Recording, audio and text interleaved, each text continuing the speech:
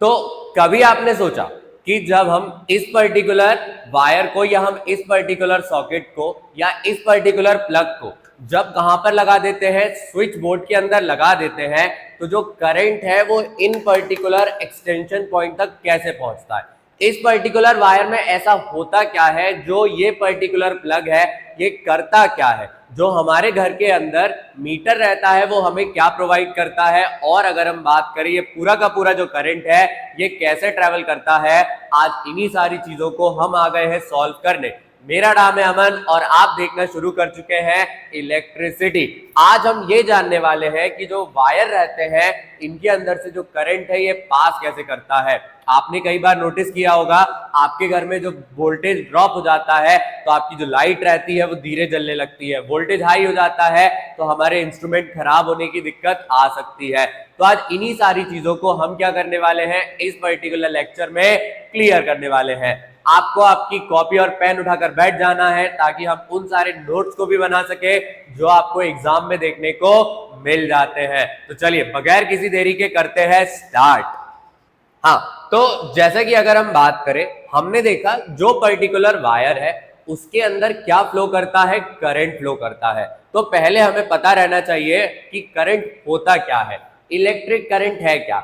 It is expressed as the amount of charge flowing through a particular area in unit time. क्या बताया जाता है कि current हमारा और कुछ नहीं है, जब एक पर्टिकुलर क्रॉस सेक्शनल एरिया से, जो आप यहां पर ध्यान दीजिए क्या दिया हुआ है यहां पर, कि जब इस पर्टिकुलर क्रॉस सेक्शनल एरिया से आपका जो वायर का मुंह रहता है वहां से जब करंट या हम बात करें इलेक्ट्रॉन क्या करते हैं, फ्लो करते हैं, जितनी देर तक करते हैं वो क्या बनाता है, इलेक्ट्रिक करंट। इसको और आसान या सरल भाषा में अगर हम देखें, इलेक्ट्रिक करंट क्या है, it is defined as the rate of flow of electric charge. क्या कह रहे हैं, जैसे मानिए ये हमारा कंडक्टर है, इस पर्टिकुलर कंडक्टर के अंदर जो इलेक्ट्रॉन्स हैं वो क्या करते हैं, जैसे हमने देख लिया ये इलेक्ट्रॉन्स है, ये ए नाम का पॉइंट है, ये ए नाम के पॉइंट से ट्रेवल करके किस पॉइंट तक आ जाते हैं, बी वाले पॉइंट तक आ जाते हैं। एक पर्टिकुलर क्रॉस सेक्शन से, कहां से आ जाते हैं, क्रॉस सेक्शन से। तो ये क्या बनाता है, इलेक्ट्रिक करंट। क्या बनाता है, इलेक्ट्रिक करंट। कोई पूछे इलेक्ट्रिक करंट क्या है, बहुत आम भाषा में या आसान तरीके से उसे बता सकते हैं, the amount of electron flowing through a cross sectional area in unit time और पर्टिकुलर टाइम। एक पर्टिकुलर समय के दौरान कितना सारा यहाँ पर जो इलेक्ट्रॉन है वो फ्लो कर गया, वो क्या कहलाता है, इलेक्ट्रिक करंट। क्या कहलाता है, इलेक्ट्रिक करंट। और जो इलेक्ट्रिक करंट रहता है वो हमेशा कंडक्टर के अंदर से क्या करता है, फ्लो करता है। आपने देखा होगा जो हमारे घर में वायर रहते हैं वो अलग अलग तरीके के कलर से कवर्ड रहते हैं, बट अगर हम बात करें उनके अंदर सेम प्रोसेस होती है। जब हम स्विच ऑन कर देते हैं तो स्विच बोर्ड से जो करंट रहता है वो हमारे डिवाइस तक पहुंच जाता है, और जब डिवाइस को करंट मिल जाता है डिवाइस क्या करने लगता है, वर्क करने लगता है। अगर ध्यान दिया जाए, मान लीजिए यहाँ पर आपका स्विच बोर्ड है, यहाँ पर आपका क्या है, स्विच बोर्ड है। जैसे ही हम यहाँ पर स्विच ऑन करते हैं कंडक्टर के अंदर से करंट क्या करने लगता है, फ्लो करने लगता है, और एक पर्टिकुलर यूनिट टाइम में जो करंट फ्लो कर गया वही क्या बनाता है, इलेक्ट्रिक करंट। क्या बनाता है, इलेक्ट्रिक करंट। और ये जो दूसरी वाली डेफिनेशन है इससे फॉर्मूला ओरिजिनेट होता है कि जो करंट है वो किसके बराबर है,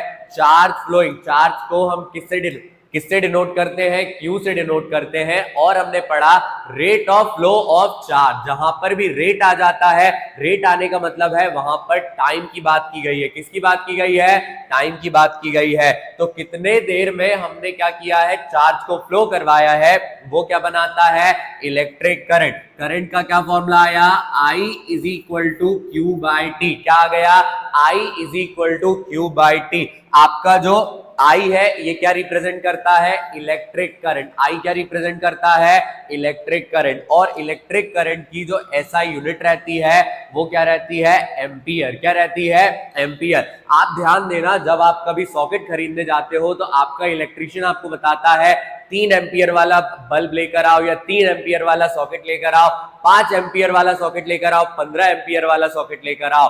तो वो एम्पियर से डिनोट करता है कि ये पर्टिकुलर जो सॉकेट है या ये पर्टिकुलर जो बटन है वो इतना करंट क्या कर सकती है, डिलीवर कर सकती है, सप्लाई कर सकती है। अब आई तो समझ में आ गया, बट ये क्यू क्या है? क्यू है आपका चार्ज। क्यू क्या है आपका?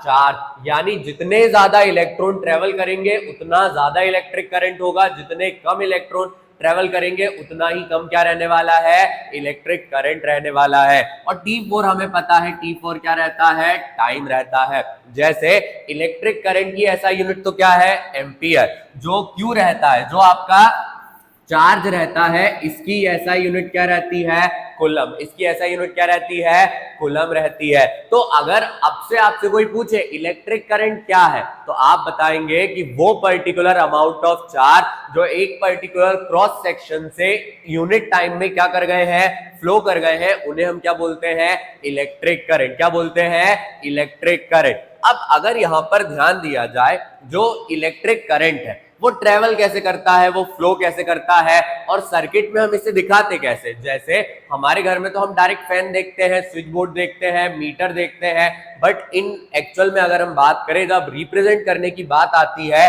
तो वहां पर हम क्या बनाते हैं, सर्किट डायग्राम। क्या बनाते हैं, सर्किट डायग्राम। अगर आप यहां पर ध्यान दें तो ये एक पर्टिकुलर सर्किट डायग्राम है। इसके अंदर अगर हम बात करें, ये वाला जो पार्ट आपको देखने को मिल रहा है, ये क्या है हमारा, ये है बैटरी, या ये हम क्या कह सकते हैं, सेल है, जहां से पावर क्या होने वाली है, सप्लाई होने वाली है। ये जो के दिख रहा है आपको, जो डॉट अंडर लगा हुआ है, ये क्या है हमारा, ये स्विच है। ये क्या है, स्विच है। जैसे ही हम स्विच को ऑन कर देते हैं, बैटरी क्या करती है, आई नाम का करंट सप्लाई करने लगती है, और जो ये बल्ब है ये क्या करने लगता है, ग्लो करने लगता है। क्या करने लगता है, ग्लो करने लगता है। बट अगर आप ध्यान दें, जो इलेक्ट्रिक करंट है हम देख रहे हैं, उसके लिए एरो यहां पर बने हुए हैं।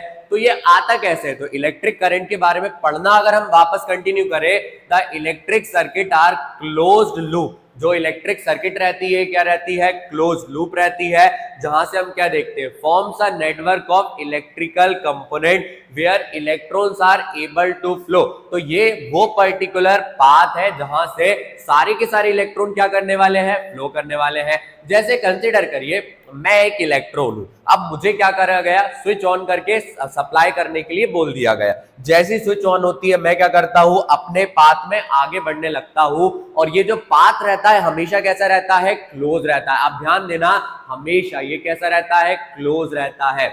इलेक्ट्रिक सर्किट क्या है, वो पर्टिकुलर पाथवे जिसके थ्रू सारे इलेक्ट्रॉन क्या करने वाले हैं, फ्लो करने वाले हैं। क्या करने वाले हैं, फ्लो करने वाले हैं। और अगर हम बात करें, जो करंट का डायरेक्शन रहता है, हमेशा जो करंट का क्या रहता है, डायरेक्शन रहता है, अगर हम कन्वेंशनल करंट की बात करें, कौन से वाले करंट की बात करें, कन्वेंशनल करंट की बात करें, तो वो होता है पॉजिटिव टू नेगेटिव। क्या होता है, positive to negative. Conventional current का मतलब है, जब करंट को क्या करा गया था, फाइंड करा गया था, तब ऐसा माना गया था कि जो बड़ी यूनिट रहती है वो हमेशा पॉजिटिव रहती है, और जो छोटी यूनिट रहती है वो हमेशा नेगेटिव रहती है। बट बाद में हमें पता लगा कि जो इलेक्ट्रॉन्स का फ्लो रहता है वो क्या क्रिएट करता है, इलेक्ट्रिक करंट क्रिएट करता है, जो कि एक नेगेटिव यूनिट है। जिस वजह से आज तक हम जितने भी सर्किट डायग्राम बनाते हैं उसमें करंट का जो सप्लाई रहता है वो पॉजिटिव से नेगेटिव होता है। अगर आपसे कोई पूछे करंट का सप्लाई पॉजिटिव से नेगेटिव हम क्यों शो करते हैं, this is due to the convention of current. Conventional current की वजह से हम यहां पर क्या करते हैं, पॉजिटिव से नेगेटिव शो कर देते हैं। बट जब बात आती है फैक्चुअल, कौन सी बात आती है, फैक्चुअल। फैक्चुअल का मतलब है कि जो करंट है वो एक्चुअल में कैसा फ्लो करता है, तो आप हमेशा याद रखेंगे वो नेगेटिव से कहां करता है, पॉजिटिव। नेगेटिव से कहां करता है, पॉजिटिव। तो अभी तक करंट के बारे में हमने क्या देखा कि इलेक्ट्रिक करंट क्या है, जब इलेक्ट्रॉन्स क्या कर रहे हैं, एक पर्टिकुलर पॉइंट से दूसरे पॉइंट तक ट्रेवल कर रहे हैं, एक पर्टिकुलर क्रॉस सेक्शन से, किससे, एक पर्टिकुलर क्रॉस सेक्शन से, तो उसे वो क्या बनाते हैं, इलेक्ट्रिक करंट। और जो इलेक्ट्रिक करंट का पाथवे रहता है वो हमेशा क्लोज रहता है, जिसे हम किससे रिप्रेजेंट करते हैं, सिस्टमैटिक सर्किट डायग्राम से। किससे करते हैं, सिस्टमैटिक सर्किट डायग्राम से। और ये जो सर्किट डायग्राम रहते हैं ये हमें क्या बताते हैं कि इस पर्टिकुलर पाथवे के अंदर जो इलेक्ट्रॉन्स है वो क्या कर रहे हैं, एक क्लोज एनवायरनमेंट से एक पॉइंट से दूसरे पॉइंट तक ट्रेवल कर रहे हैं।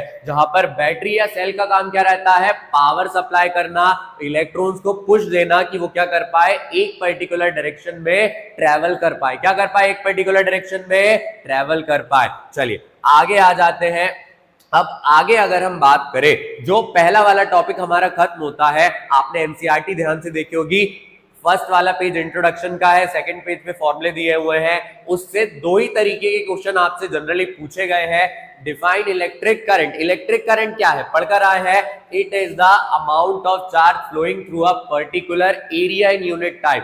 एक पर्टिकुलर एरिया से कितना ज्यादा करंट एक यूनिट टाइम के दौरान फ्लो करा है वो क्या बनाता है, इलेक्ट्रिक करंट। इस टॉपिक से इलेक्ट्रिक करंट के ऊपर आपसे हाफ मार्क्स का या एक नंबर का क्वेश्चन पूछा जा सकता है। और दूसरा क्या पूछा जा सकता है, define 1 ampere. 1 ampere of current क्या है, जब एक कूलम ऑफ चार्ज को हम एक सेकंड के दौरान एक क्रॉस सेक्शनल एरिया से क्या करवा दे, फ्लो करवा दे, तो वो क्या बना लेगा, वो बना लेगा 1 एम्पियर। क्या बना लेगा, 1 एम्पियर। सेम यहां पर डिफाइन किया गया कि 1 एम्पियर क्या है, जब हम क्या करते हैं, एक कूलम के चार्ज को एक सेकंड में क्या करते हैं, क्रॉस सेक्शनल एरिया से ट्रेवल करवा देते हैं। अगर इसको मैथमेटिकली अगर हम लिखे तो 1 एम्पियर इज इक्वल टू क्या होगा, 1 कूलम अपॉन 1 सेकंड। क्या हो जाएगा, 1 कूलम अपॉन 1 सेकंड। अगर आपने इस टॉपिक से इन दो चीजों को याद रख लिया तो इस टॉपिक से आपके कभी भी मार्क्स डिडक्ट नहीं होने वाले। बट अगर हम बात करें, इस टॉपिक के बाद ही आता है हमारा मेन टॉपिक, या हम बात करें एक्चुअल टॉपिक, जहां से हमारा पूरा चैप्टर क्या करने वाला है, स्टार्ट होने वाला है। ये तो हमने देख लिया कि जो वायर है या जो कंडक्टर रहता है उसके अंदर इलेक्ट्रॉन एक पॉइंट से दूसरे पॉइंट तक क्या करते हैं, फ्लो करते हैं।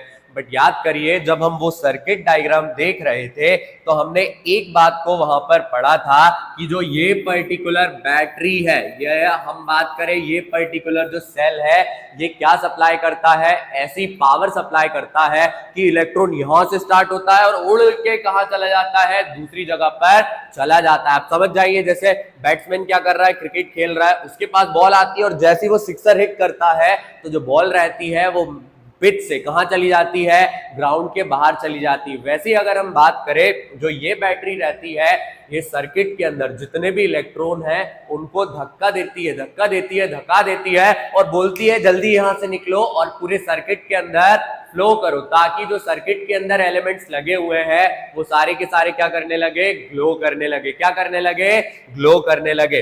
तो इसको हम इस पर्टिकुलर डायग्राम से समझते हैं, ऐसा सेल या बैटरी करती क्या है। हमें पता है सेल और बैटरी के दो अलग अलग टर्मिनल रहते हैं, एक कौन सा रहता है, पॉजिटिव रहता है, और एक कौन सा रहता है, नेगेटिव रहता है।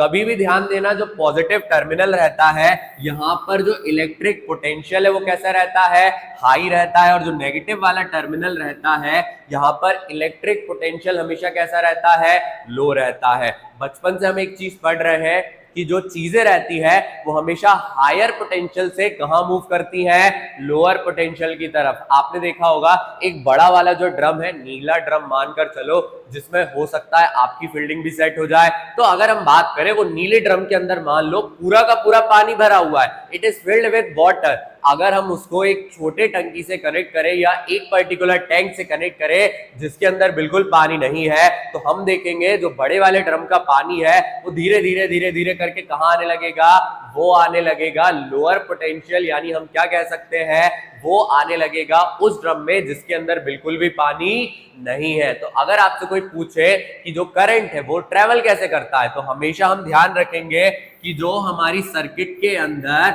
हायर पोटेंशियल वाला रीजन रहता है। कौन सा वाला पोटेंशियल? हायर पोटेंशियल वाला रीजन रहता है, वहां से हमेशा जो करंट रहता है वो लोअर पोटेंशियल की तरफ मूव करता है। अब इसका रीजन समझो, जिस जगह पर ज्यादा चीजें रहती हैं वो हमेशा उस जगह पर जाना चाहती है जहां पर चीजें कैसी है? कम है। उसी वजह से अगर हम बात करें, यहां पर अगर देखा जाए हाई नंबर ऑफ इलेक्ट्रॉन है, यहां पर क्या है? हाई नंबर ऑफ इलेक्ट्रॉन है, और ये क्या करते हैं? लोअर नंबर ऑफ इलेक्ट्रॉन की तरफ मूव कर जाते। किस तरफ मूव कर जाते हैं? लोअर नंबर ऑफ इलेक्ट्रॉन की तरफ मूव कर जाते हैं, और यही क्या बनाता है? यही बनाता है पोटेंशियल डिफरेंस। क्या बनाता है? Potential difference. अगर आपसे कोई पूछे पोटेंशियल डिफरेंस क्या है, तो हम बता सकते हैं दो पर्टिकुलर पॉइंट्स के बीच में जो इलेक्ट्रॉन्स का डिफरेंस होता है वो क्या क्रिएट करता है? Potential difference. और उसी पोटेंशियल डिफरेंस के कारण इलेक्ट्रॉन्स हायर वाले पोटेंशियल से कहां मूव कर जाते हैं? लोअर पोटेंशियल तक। कहां तक मूव कर जाते हैं? लोअर पोटेंशियल तक। चलिए इसको हम क्या करते हैं, एक छोटे से पीपीटी या एनिमेशन की मदद से समझते हैं कि ये वर्क एक्चुअल में कैसे करता है। जो आपके चार्ज है ये एक्चुअल में फ्लो कैसे करते हैं। चलिए ध्यान दीजिएगा जरा, यहां पर ये हमारे फ्लो कैसे करने वाले हैं। अगर हम ध्यान दें, हमने क्या पढ़कर आए? Potential difference. पोटेंशियल डिफरेंस क्या है? जब दो पॉइंट्स के बीच में इलेक्ट्रॉन्स का क्या क्रिएट हो जाता है? डिफरेंस क्रिएट हो जाता है, क्योंकि एक जगह पर हायर पोटेंशियल है और एक जगह पर कैसा है? लोअर पोटेंशियल, जो कि क्या बनाता है? Potential difference. अगर हम यहां पर ध्यान दें, मान लीजिए ये हमारा ए वाला पॉइंट है, और अगर हम बात करें बाहर से कैसा है? इंसुलेटेड, ताकि जो करंट है वो आपके डिवाइस के बाहर ना आए। और अगर हम बात करें, ये वो पर्टिकुलर प्लेस है जहां पर पोटेंशियल कैसा रहने वाला है? हाई रहने वाला है। अगर हम यहां पर ध्यान दें, ये बी वाला पॉइंट है जिसको हमने नेगेटिव का नाम दे दिया, जहां पर पोटेंशियल कैसा है? लो है। तो जैसा कि हम पीछे से पढ़कर आए कि जो करंट रहता है वो हमेशा हाई वाले पोटेंशियल से कहां मूव करेगा? लो पोटेंशियल तक। चलो देख लेते हैं। ये हमारा एक इलेक्ट्रिक वायर है जिसके थ्रू सारे चार्ज क्या करने वाले हैं? फ्लो करने वाले हैं। और हमेशा ये किसका बना रहेगा? मेटल का बना रहेगा, ताकि ज्यादा से ज्यादा ये इलेक्ट्रॉन को अपने अंदर से क्या करने दे? फ्लो करने दे। तो जैसा कि अगर हम इस पॉइंट पे देखें, पॉजिटिव वाले पे, due to the difference in potential, हमें क्लियरली पता है कि पॉजिटिव की तरफ ज्यादा इलेक्ट्रॉन होंगे, हायर पोटेंशियल में ज्यादा इलेक्ट्रॉन होंगे, और लोअर पोटेंशियल में हमेशा कम इलेक्ट्रॉन होंगे। तो जो डिफरेंस ऑफ क्या है? पोटेंशियल है, वो चार्ज को क्या करता है? हायर से लोअर की तरफ आने में हेल्प करता है। कैसे हेल्प करता है? हायर वाले पोटेंशियल से लोअर वाले पोटेंशियल तक आने में हेल्प करता है। और इसी वजह से हम देख पाते हैं कि जो चार्जेस हैं वो पॉजिटिव से कहां मूव कर रहे हैं? नेगेटिव। क्लियरली ध्यान दो, ये पर्टिकुलर जो रेड कलर का इलेक्ट्रॉन है ये क्या कर रहा है? हायर पोटेंशियल से लोअर पोटेंशियल की तरफ मूव करता जा रहा है। सिमिलर कंडीशन हमारे घरों के अंदर भी होती है। जब स्विच बोर्ड को हम ऑन कर देते हैं तो वहां पर हायर पोटेंशियल है, और जो हमारे पंखे हैं, बल्ब है, ये लोअर पोटेंशियल वाला रीजन है। तो सारा का सारा जो करंट रहता है वो स्विच बोर्ड से कहां चला जाता है? वो चला जाता है पंखों के अंदर, टीवी के अंदर, हो सकता है आपने मोबाइल चार्जिंग पर लगाया हो तो मोबाइल के अंदर। इस तरीके से जो पोटेंशियल रहता है वो क्रिएट होता है, और हम देखते हैं जो चार्ज है वो क्या कर पाता है? हाई पोटेंशियल से लो पोटेंशियल की तरफ ट्रेवल कर जाता है। कैसे ट्रेवल कर जाता है? हाई पोटेंशियल से लोअर पोटेंशियल की तरफ ट्रेवल कर जाता है।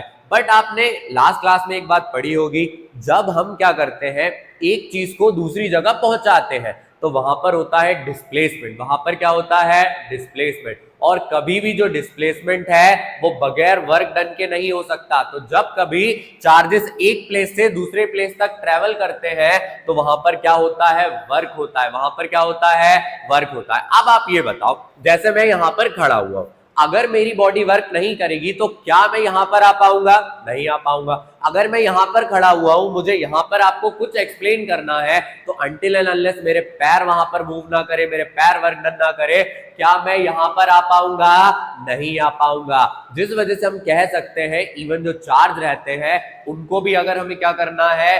स्विच बोर्ड से हायर पोटेंशियल वाले रीजन से लोअर पोटेंशियल तक भेजना है, तो वहां पर क्या डन करना पड़ेगा? वर्क डन करना पड़ेगा। जल्दी बताओ क्या करना पड़ेगा? वर्क डन करना पड़ेगा। कमेंट बॉक्स में लिख दो क्या करना पड़ेगा? वायर को वर्क डन करना पड़ेगा, तभी जाकर जो चार्ज है वो क्या कर सकते हैं, मूव कर सकते हैं। और अगर हम यहां पर ध्यान दें, ये क्या बना लेता है आपका पोटेंशियल डिफरेंस। पोटेंशियल डिफरेंस क्या है, the electric potential difference between two point in an electric circuit. जैसा कि ये हमारी एक इलेक्ट्रिक सर्किट है, इसके दो पॉइंट के बीच में जो पोटेंशियल डिफरेंस है वो क्या है, the amount of work done in moving per unit positive charge from one point two another. जब हम क्या करते हैं, यूनिट चार्ज को एक पर्टिकुलर पॉइंट से दूसरे पॉइंट तक लेकर आते हैं, वहां पर हम क्या करते हैं, वर्क डन करते हैं। वहां पर हम क्या करते हैं, वर्क डन करते हैं। और अगर हम बात करें, इसी वर्क डन के वजह से चार्जेस हायर वाले पोटेंशियल से कहां जाते हैं, लोअर पोटेंशियल की तरफ आ जाते हैं। चलिए, हमने यहां पर क्या किया, इस पर्टिकुलर चीज को समझा। तो पोटेंशियल डिफरेंस तो हमें समझ में आया, बट अगर हम बात करें, हमारी किताब में हम बात करें, एनसीईआरटी में दिया हुआ है इलेक्ट्रिक पोटेंशियल डिफरेंस। बिल्कुल कंफ्यूज मत हो, इलेक्ट्रिक पोटेंशियल डिफरेंस और पोटेंशियल डिफरेंस में ज्यादा फर्क नहीं है। पोटेंशियल डिफरेंस क्या बताता है कि दो पॉइंट के बीच में क्या है, इलेक्ट्रॉन्स का डिफरेंस है। और जब हम वर्क डन कर देते हैं ताकि जो इलेक्ट्रॉन है वो हायर वाले पोटेंशियल से लोअर वाले पोटेंशियल तक पहुंच जाए, तो उसे क्या कहा जाता है, इलेक्ट्रिक पोटेंशियल डिफरेंस। क्या कहा जाता है, इलेक्ट्रिक पोटेंशियल डिफरेंस। अगर हम ध्यान से रीड करें, electric potential difference between two point in an electric circuit carrying some current as the amount of work done। जब एक पर्टिकुलर इलेक्ट्रिक सर्किट क्या करती है, वर्क डन करती है, ताकि वो क्या कर पाए, हायर वाले पोटेंशियल से, जल्दी बताओ कौन से वाले पॉइंट से, हायर वाले पोटेंशियल से, वही नीले वाले ड्रम से कहां तक पानी पहुंचा पाए। एक पीले वाले ड्रम हो सकता है, काला वाला ड्रम हो सकता है, आपके घर पे भी कोई ना कोई ड्रम होगा जिसमें आप क्या करते होंगे, पानी स्टोर करके रखते होंगे। तो हो सकता है वो बड़े वाले नीले ड्रम से जो पानी है वो कहां पहुंच जाए, दूसरे वाले ड्रम के अंदर चला जाए जहां पर पानी कैसा है, कम है। उसी तरीके से चार्जेस क्या करते हैं, हायर वाले पोटेंशियल से जब लोअर वाले पोटेंशियल की तरफ आते हैं तो वहां पर जो सर्किट है वो क्या करती है, वर्क डन करती है। जल्दी बताओ क्या करती है, वर्क डन करती है, जिसको हम क्या बोलते हैं, पोटेंशियल डिफरेंस। पोटेंशियल डिफरेंस को रिप्रेजेंट किया जाता है V से। किससे रिप्रेजेंट किया जाता है, V से।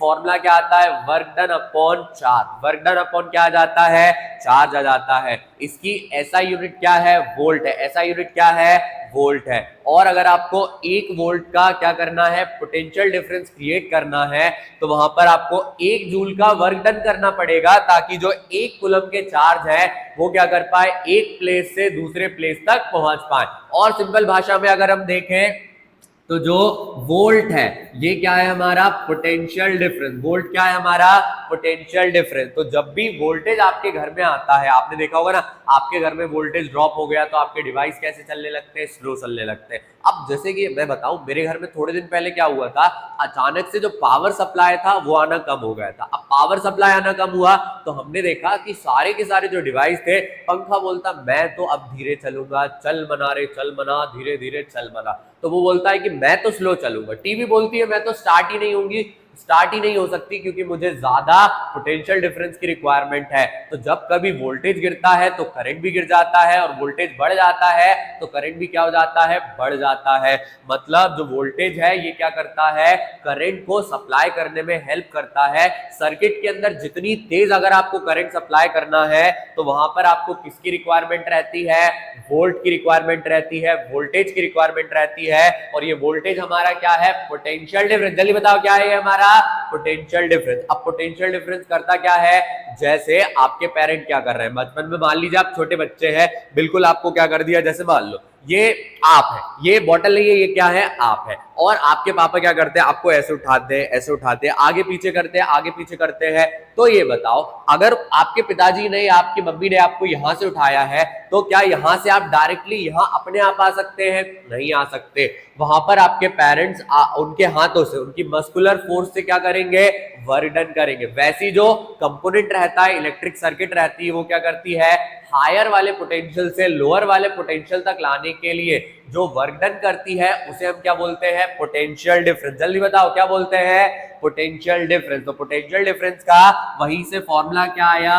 V is equal to W by Q। V is equal to क्या आ गया, W बाय Q। उसका रीजन क्या है, जो पोटेंशियल डिफरेंस है वो क्या है, जो वर्क डन किया गया ताकि कूलम को, यहां हम बात करें चार्ज को, एक जगह से दूसरी जगह पहुंचाया जा सके, उसे क्या कहा जाता है? Electric potential difference. इसकी एसआई यूनिट क्या है? इसकी एसआई यूनिट है वोल्ट, जिसे रिप्रेजेंट करते हैं कैपिटल वी से। किससे रिप्रेजेंट करते हैं? कैपिटल वी से। और जब कभी 1 वोल्ट आपसे पूछा जाए, क्या पूछा जाए आपसे?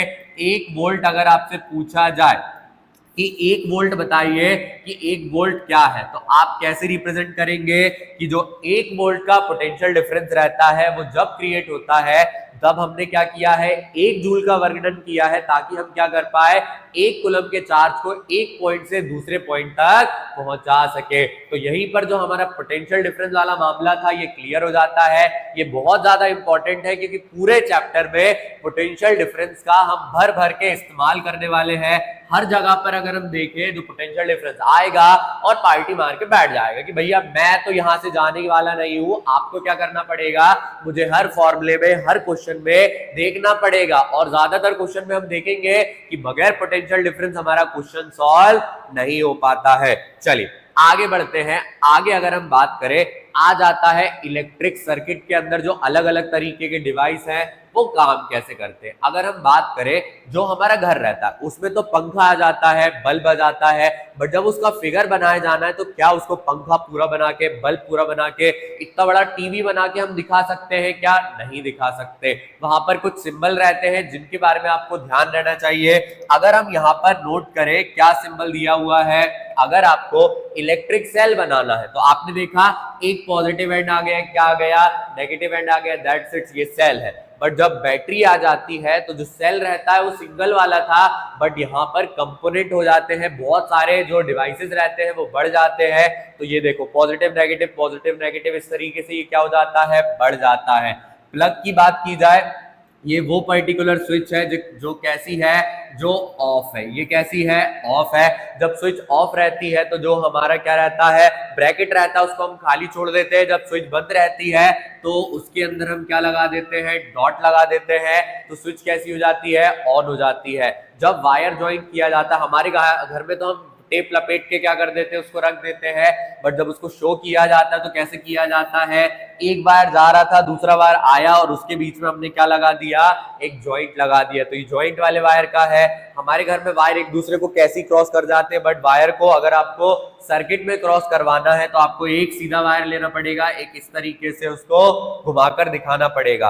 बल्ब जो है, बल्ब के बारे में तो हमें पता है, इस तरीके से आधा दिल बना दो। आधा दिल मतलब उसको नीचे से जोड़ना नहीं है, यहां से बनाओ और ऐसे करके लिख दो। कमेंट बॉक्स में हार्ट स्पैम कर दो जरा, क्या दिया हुआ है। फिर रजिस्टर की बात आती है। रजिस्टर क्या करते हैं? ऊपर नीचे, ऊपर नीचे, ऊपर नीचे। आपने देखा होगा जब आप हॉस्पिटल में जाते हैं, लोगों को हार्ट पे एक मशीन लगी रहती है, वो क्या करती है? हार्ट बीट को ऊपर नीचे, ऊपर नीचे, ऊपर नीचे करके बताती है।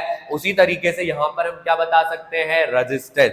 फिर आता है वेरिएबल रेजिस्टेंस। वेरिएबल रेजिस्टेंस बहुत ज्यादा इंटरेस्टिंग है क्योंकि अगर हम बात करें यहाँ पर, अगर हम चाहें तो रेजिस्टेंस को कम कर सकते हैं और रेजिस्टेंस को बढ़ा सकते हैं। आपके घर में मिक्सर ग्राइंडर होगा, वॉशिंग मशीन होगी, आपने देखा होगा मम्मी क्या करती है, जब उसको 1 पे रखती है तो वो स्लो चलती है। स्लो क्यों चलती है? ताकि करंट कम रहे और रेजिस्टेंस ज्यादा रहे। 2 पे कर देती है तो करंट बढ़ जाता है, उसकी स्पीड बढ़ जाती है, रेजिस्टेंस कैसा हो जाता है? कम हो जाता है। इसी को क्या कहा जाता है? Variable resistance. फिर आता है एमीटर। एमीटर आपकी सर्किट के करंट को क्या करता है? पूरा का पूरा मेजर करता है। फिर आता है वोल्ट मीटर, जो कि क्या करता है? कंप्लीट वोल्टेज को क्या कर लेता है?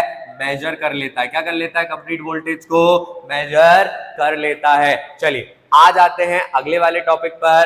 अब यहां पर अगर हम बात करें, ये जो भाई साहब ओम है, इनको भी हम क्या करते हैं? बहुत ज्यादा डिटेल में समझते हैं कि जो ओम भाई साहब है ये काम किस तरीके से करते हैं। इनकी जो पूरा का पूरा अगर हम बात करें ये काम हो कैसे रहा है, देखिए हम किस पर आ गए हैं? हम आ गए हैं ओम पर। किस पर आ गए हैं? ओम पर। अब आपने देखा होगा जो ये ओम्स लॉ है ये बहुत ज्यादा इंटरेस्टिंग है, ज्यादा टफ नहीं है, बट अगर हम बात करें इसको हम क्या करेंगे? ऐसे समझेंगे कि जब कभी आपके मन में डाउट भी आए कि वोल्टेज ड्रॉप होने की वजह से करंट कैसे ड्रॉप हो गया, वोल्टेज बढ़ने की वजह से करंट कैसे बढ़ गया, उसको भी हम यहां पर क्या करेंगे? कंप्लीट तौर पर देख लेंगे। चलिए अब हम क्या पढ़ रहे हैं यहाँ पर? Ohm's law. क्या पढ़ रहे हैं हम यहाँ पर? Ohm's law. जल्दी बताओ क्या पढ़ रहे हैं? Ohm's law. अब यहाँ पर अगर हम बात करें, आपको नहीं करना है ओम फट स्वाहा, ओम फट स्वाहा, ओम फट स्वाहा, ये जो भाई साहब है ये ओम जो हम महादेव के लिए ओम यूज करते हैं वो वाले नहीं है। कौन से वाले हैं?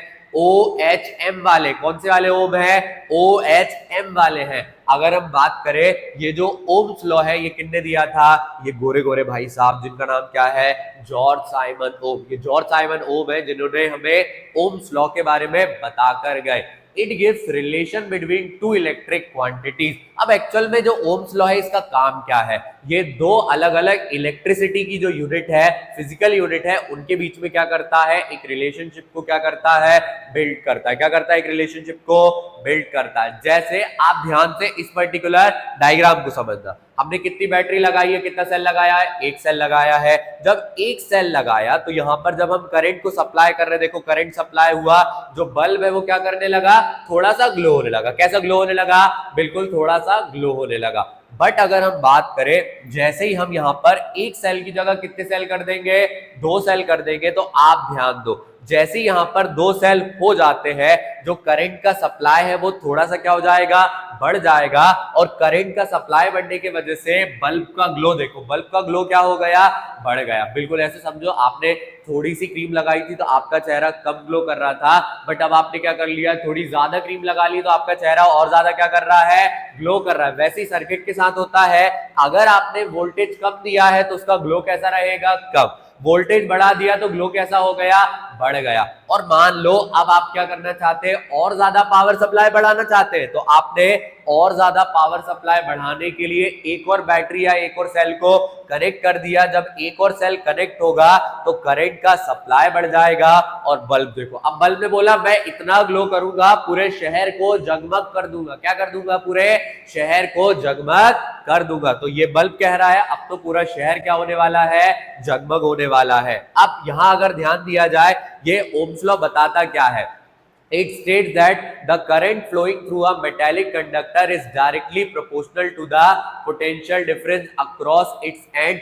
Temperature remains the same. अब क्या बोला इन्होंने? इन्होंने बोला कि अगर आप क्या करेंगे? वोल्टेज का सप्लाई बढ़ा देंगे तो करंट क्या हो जाएगा? बढ़ जाएगा। करंट क्या हो जाएगा? आपका बढ़ जाएगा। और अगर हम बात करें, अगर आपने क्या कर दिया? वोल्टेज का सप्लाई कम कर दिया तो करंट का सप्लाई भी कैसा हो जाएगा? कम हो जाएगा। करंट का सप्लाई भी कैसा हो जाएगा? कम हो जाएगा। इसी वजह से हम घरों के अंदर नोटिस करते हैं, जब वोल्टेज बढ़ जाता है तो हमारे जो डिवाइस रहते हैं वो एक्स्ट्रा वर्क करने लगते हैं, बहुत तेजी से करने लगते हैं, बिल्कुल धम धम धम धम करके क्या हो जाते हैं? स्टार्ट हो जाते हैं। बट जब वोल्टेज स्लो हो जाता है तो वही धीरे धीरे धीरे धीरे धीरे धीरे धीरे करके क्या करने लगते हैं? वर्क करने लगते हैं।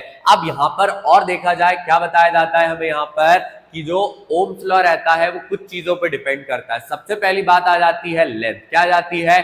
लेंथ। कभी नोटिस करना, जो पुराने वाले मोबाइल के चार्जर आते थे उनका वायर काफी ज्यादा लंबा रहता था, और लंबा वायर होने के कारण आप देखते थे जो करंट रहता था वो धीरे धीरे सप्लाई करता था, उनकी चार्जिंग स्लो होती थी। बट जैसे जैसे हम मॉडर्न टाइम्स में आते गए, जो वायर की लेंथ है वो छोटी होती गई। जैसे जैसे वो छोटी होती जा रही है, वैसे वैसे जो पावर का सप्लाई है वो काफी तेजी से क्या कर रहा है? बढ़ रहा है। मतलब जितनी ज्यादा लेंथ रहेगी उतना कम करंट रहेगा, जितनी कम लेंथ रहेगी उतना ज्यादा करंट रहेगा। फिर बात आती है एरिया ऑफ क्रॉस सेक्शन। किसकी बात आती है? Area of cross section. कभी नोटिस करना, जो बड़े बड़े डिवाइस रहते हैं जैसे रेफ्रिजरेटर हो गया, वॉशिंग मशीन हो गई, या बात करें हम टीवी हो गई, उनका जो वायर रहता है वो मोटा वाला वायर रहता है। बट अगर हम बात करें जो कौन से वाले वायर रहते हैं, जैसे मान लो आपका मोबाइल का चार्जर है, या हम बात करें नॉर्मल कोई डिवाइस है, उसका वायर कैसा रहता है? पतला रहता है। जब वायर का क्रॉस सेक्शनल एरिया कैसा रहता है? बड़ा रहता है, तो ज्यादा करंट जा सकता है। और अगर वो छोटा रहता है तो कम करंट आ सकता है। वैसे समझो जैसे आपका दरवाजा छोटा सा है, तो दरवाजा छोटे होने के कारण हो सकता है दो लोग या एक बार एक इंसान क्या कर पाए? पास कर पाए। बट आपके घर का एक दरवाजा बहुत बड़ा है जहां से 8-10 लोग क्या कर सकते हैं, गुजर सकते हैं। जब 8-10 लोग यहां से गुजर पाएंगे तो हम नोटिस करेंगे वो एक साथ क्या कर सकते हैं, अंदर जा सकते हैं, बाहर आ सकते हैं। सिमिलर तरीके से अगर इलेक्ट्रॉन्स को आप ज्यादा एरिया देते हैं तो वो ज्यादा नंबर में पास करते हैं, और अगर आप आप ज्यादा एरिया दे रहे हैं तो वो क्या कर रहे हैं, ज्यादा नंबर में पास कर रहे हैं। बट कम एरिया दे रहे हैं तो वो क्या कर रहे हैं, कम एरिया से पास कर रहे हैं। फिर अगर हम यहाँ पर ध्यान दें टेम्परेचर, ठंड के दौरान हम देखते हैं करंट का सप्लाई कम होने लगता है, और अगर हम बात करें गर्मियों के समय बढ़ने लगता है। मटेरियल के ऊपर भी ये क्या करता है, डिपेंड करता है। तो अगर हम बात करें ओम्स लॉ 4 अलग अलग चीजों पर डिपेंड करता है। लेंथ ऑफ द वायर, फिर अगर हम बात करें area of the cross section, फिर अगर हम बात करें तीसरा क्या आ जाता है, टेम्परेचर, और चौथा क्या आ जाता है, मटेरियल। अगर आपको सेम डिवाइस में वोल्टेज बढ़ाना है तो आपको क्या करना पड़ेगा, लेंथ, मटेरियल, फिर अगर हम बात करें क्रॉस सेक्शन सेम रखना पड़ेगा, टेम्परेचर सेम रखना पड़ेगा, तभी जाकर आप क्या कर सकते हैं, इस पर्टिकुलर चीज को नोटिस कर सकते हैं। वरना आप बोलोगे पहले मेरे पास 2 मीटर का वायर था, अब मैंने 10 मीटर का ले लिया, बट वोल्टेज में तो भैया कोई चेंज नहीं आया, जो पावर सप्लाई है उसमें कोई बदलाव नहीं आया। तो पागल बच्चे, आपने क्या कर दिया है, वहां पर अपने वायर की लेंथ को भी बढ़ा दिया है। तो इन सारी चीजों को जब आप कांस्टेंट रखते हैं तो वहां पर आप नोटिस कर सकते हैं कि जो हमारा करंट रहता है वो बढ़ जाता है, जैसे ही वोल्टेज क्या हो जाता है, बढ़ जाता है। और अगर यहां ध्यान दिया जाए तो क्या आता है कि जो V है वो डायरेक्टली प्रोपोर्शनल किसके है, I के। जितना ज्यादा वोल्टेज उतना ही ज्यादा करंट। और क्लास 9 से पढ़ रहे हैं, ये प्रोपोर्शनलिटी वाले कांस्टेंट को हमें हटाना रहता है, तो इसको हम हटा सकते हैं किससे, कांस्टेंट से। यहाँ पर जो कांस्टेंट है वो क्या आ जाता है, रेजिस्टेंस। क्या आ जाता है, रेजिस्टेंस। और अगर यहाँ ध्यान दिया जाए V का फॉर्मूला क्या आ जाता है, IR। V का फॉर्मूला क्या है, IR। हर जगह पर यूज करेंगे, V is equal to IR, V is equal to IR। और अगर ध्यान दिया जाए यहां पर तो ये लॉ है, ये क्या बताता है, ओम्स लॉ हमें बताता है V is equal to IR। जितना ज्यादा पोटेंशियल डिफरेंस उतना ज्यादा करंट, जितना ज्यादा पोटेंशियल डिफरेंस उतना ज्यादा करंट। अब यहां पर अगर हम बात करें, इसके बाद आ जाते हैं हम पिछले साल के PYQs पर। हाँ, तो जैसा कि हमने ओम्स लॉ को, पोटेंशियल डिफरेंस को इतना आसानी से समझ लिया, तो क्या इसके क्वेश्चन हमें डरा सकते हैं, बिल्कुल भी नहीं डरा सकते। जो लास्ट ईयर्स के पेपर में क्वेश्चन आए हैं ओम्स लॉ, और अगर हम बात करें पोटेंशियल डिफरेंस से रिलेटेड, उनको हम ऐसे सॉल्व कर लेंगे कि जो इस साल के पेपर में क्वेश्चन आने वाला है वो आपसे डर जाएगा और आपसे दूर भाग जाएगा। चलिए देख लेते हैं क्वेश्चन क्या बता रहा है। A student plots a VI graph. जो स्टूडेंट है उसने क्या प्लॉट किया है, एक VI ग्राफ प्लॉट किया। जल्दी बताओ क्या प्लॉट किया है, VI ग्राफ प्लॉट किया है for 3 samples of nichrome wire. तीनों जो वायर है वो कौन से वाले हैं, निक्रोम, जिसके अंदर से वो करंट सप्लाई करता है ताकि वो क्या चेक कर सके, रेजिस्टेंस को चेक कर सके वोल्टेज के अकॉर्डिंग। R1, R2 और R3, यहाँ पर 3 रेजिस्टेंस है, जैसा कि ग्राफ में देख पा रहे हैं। ये R2 है, ये R1 है, और ये कैसा है, R3 है। ये कैसा है, R3 है। हमें चूज करना है गिवन स्टेटमेंट में से कि करेक्ट सबसे ज्यादा कौन सा है। तो इसका आंसर अगर हम ध्यान से देखें क्या है, the inverse of the slope IV graph. सबसे पहले जो ग्राफ है वो कैसा है, हमारा इनवर्स है, क्योंकि अगर हम बात करें जो ग्राफ हमें ओम्स लॉ से पता लगता है उसमें V आता है आपका Y एक्सिस पे और I कहां पर आता है, X एक्सिस पे। तो मतलब यहां पर जो चीजें हैं बिल्कुल कैसी दी है, उल्टी करके दी है। तो अगर हम यहां ध्यान दें, जो R3 है वो कैसा है, सबसे हाईएस्ट है, मतलब जो थर्ड वाले कंपोनेंट में रेजिस्टेंस है वो कैसा है, सबसे ज्यादा है। सबसे कैसा है, ज्यादा है, क्योंकि अगर हम बात करें वोल्टेज का सप्लाई कैसा हो जाता है, कम हो रहा है। यहाँ पर कैसा हो रहा है, कम हो रहा है। फिर अगर हम बात करें R1 उससे कहां पर है, नीचे, और R2 कैसा है, सबसे ज्यादा नीचे। तो जो करेक्ट आंसर है वो क्या है हमारा, R2, R1, R3। यानी देखा जाए कि जो R2 वाला रहेगा, क्या रहेगा, R2 वाला रहेगा, वो आपका क्या करेगा, सबसे ज्यादा रेजिस्टेंस प्रोड्यूस करेगा। जब सबसे ज्यादा रेजिस्टेंस प्रोड्यूस होगा, करंट अपने आप कैसा हो जाएगा, ड्रॉप हो जाएगा। रेजिस्टेंस कम होगा, करंट क्या हो जाएगा, बढ़ जाएगा। और अगर और देखें रेजिस्टेंस और कम हुआ तो करंट और ज्यादा कैसा हो गया, बढ़ गया। फिर सेकंड वाला क्वेश्चन अगर हम देखें, पूछा गया ओम्स लॉ क्या बताता है, तो ओम्स लॉ से हम क्या पढ़ कर आए कि जो पोटेंशियल डिफरेंस रहता है वो डायरेक्टली प्रोपोर्शनल रहता है इलेक्ट्रिक करंट के। जितना ज्यादा आप पोटेंशियल डिफरेंस दोगे उतना ही ज्यादा करंट वायर के अंदर क्या करेगा, फ्लो करेगा। It states that the potential difference be, जो पोटेंशियल डिफरेंस आपका क्या है, V है, across the end of a given metallic wire in a circuit is directly proportional. कैसा रहता है, डायरेक्टली प्रोपोर्शनल किसके, वो रहता है करंट के। यानी जितना ज्यादा आप पोटेंशियल डिफरेंस देंगे उतना ही ज्यादा वहां पर करंट होगा। अगर वोल्टेज कम हो गया तो करंट क्या हो जाएगा, कम हो जाएगा। बट उसके साथ आपको टेम्परेचर को कांस्टेंट रखना पड़ेगा, मटेरियल को कैसा रखना पड़ेगा, सेम रखना पड़ेगा। और फॉर्मूला क्या निकल कर आता है, V is equal to I R. यहां पर जो प्रोपोर्शनलिटी कांस्टेंट हम हटाते हैं उससे क्या आ जाता है, रेजिस्टेंस। क्या आ जाता है, रेजिस्टेंस। अब अगर अगले वाले क्वेश्चन पर हम आ जाएं, अगला वाला क्वेश्चन हमें क्या दिया है, state Ohm's law. Ohm's law हमने लास्ट वाली स्लाइड में पढ़ लिया तो उसको वापस नहीं देखेंगे, बट इन्होंने बोला इसे मैथमेटिकली डिफाइन करो। अगर ध्यान दिया जाए V डायरेक्टली प्रोपोर्शनल किसके रहता है, I के। अब जब हम साइन रहता है इसको हटाते हैं तो वहां पर क्या आ जाता है, कांस्टेंट आ जाता है। और अगर हम बात करें ओम्स लॉ से, कांस्टेंट कौन सा वाला आ जाता है, R आ जाता है। क्या आ जाता है, R आ जाता है। R क्या है आपका, रेजिस्टेंस, जिसे अगले वाले टॉपिक में और ज्यादा डिटेल में हम समझने वाले हैं। और ऐसे क्वेश्चन हम करने वाले हैं कि एग्जाम में कोई भी क्वेश्चन आ जाए आपको डाउट नहीं रहेगा। अब अगर हम बात करें दूसरी चीज, उन्होंने क्या बोली, डिफाइन 1 ओम। 1 ओम को अगर हमें डिफाइन करना है तो कैसे कर सकते हैं, जब आप क्या करते हैं, 1 ओम का क्या कर रहे हैं, वोल्टेज दे रहे हैं। 1 ओम है क्या, जब आपने 1 वोल्ट का पोटेंशियल डिफरेंस अप्लाई किया, कितने वोल्ट का, 1 वोल्ट का पोटेंशियल डिफरेंस अप्लाई किया, ताकि वहां पर क्या कर पाए, 1 एम्पियर का करंट, कितने एम्पियर का करंट, 1 एम्पियर का करंट फ्लो करे। और अगर हम बात करें वहां पर जो क्या रहता है, 1 ओम का रेजिस्टेंस वो क्या हो जाए, प्रोड्यूस हो जाए। 1 ओम को अगर हम डिफाइन करें, जो रेजिस्टेंस की ऐसा यूनिट है ये क्या रहती है, ओम रहती है। तो आप क्या कह सकते हो, आपने 1 वोल्ट का पोटेंशियल डिफरेंस क्रिएट किया, तब जाकर वहां पर 1 एम्पियर का करंट क्रिएट हुआ, या 1 एम्पियर का करंट क्या हुआ, सप्लाई हुआ, तब वहां पर क्या क्रिएट होता है, 1 ओम। क्या क्रिएट होता है, 1 ohm. If the potential difference across the two end of a conductor is 1 volt. याद करिए, पहले वाला हायर पोटेंशियल, दूसरा वाला लोअर पोटेंशियल, दोनों के बीच में कितने वोल्ट का डिफरेंस है, 1 वोल्ट का डिफरेंस है। और अगर हम बात करें वहां से आप कितने चार्ज को फ्लो करवाते हैं, 1 एम्पियर के चार्ज को, तो वो क्या क्रिएट करता है, वो क्रिएट करता है 1 ओम। जैसा कि हमने पढ़ा ओम्स लॉ से क्या आता है, V is equal to I R. हमें R के बारे में बताना था तो मल्टीप्लाई का कहां चला गया, डिवाइड में चला गया। अब तीसरा वाला, what is the resistance of a conductor. क्या पूछ रहे हैं हमसे, resistance of the conductor through which a current of. और हमसे क्या पूछा गया, थर्ड वाले में R पूछा गया। करंट हमें कितना दिया है, 0.5 एम्पियर फ्लो करता है जब पोटेंशियल डिफरेंस कितने का हो, 2 वोल्ट का। तो यहां पर आपको पोटेंशियल डिफरेंस भी दिया हुआ है, करंट भी दिया है, रेजिस्टेंस निकालना है। बहुत आसान है, फॉर्मूला पढ़ चुके हैं, R is equal to V by आई।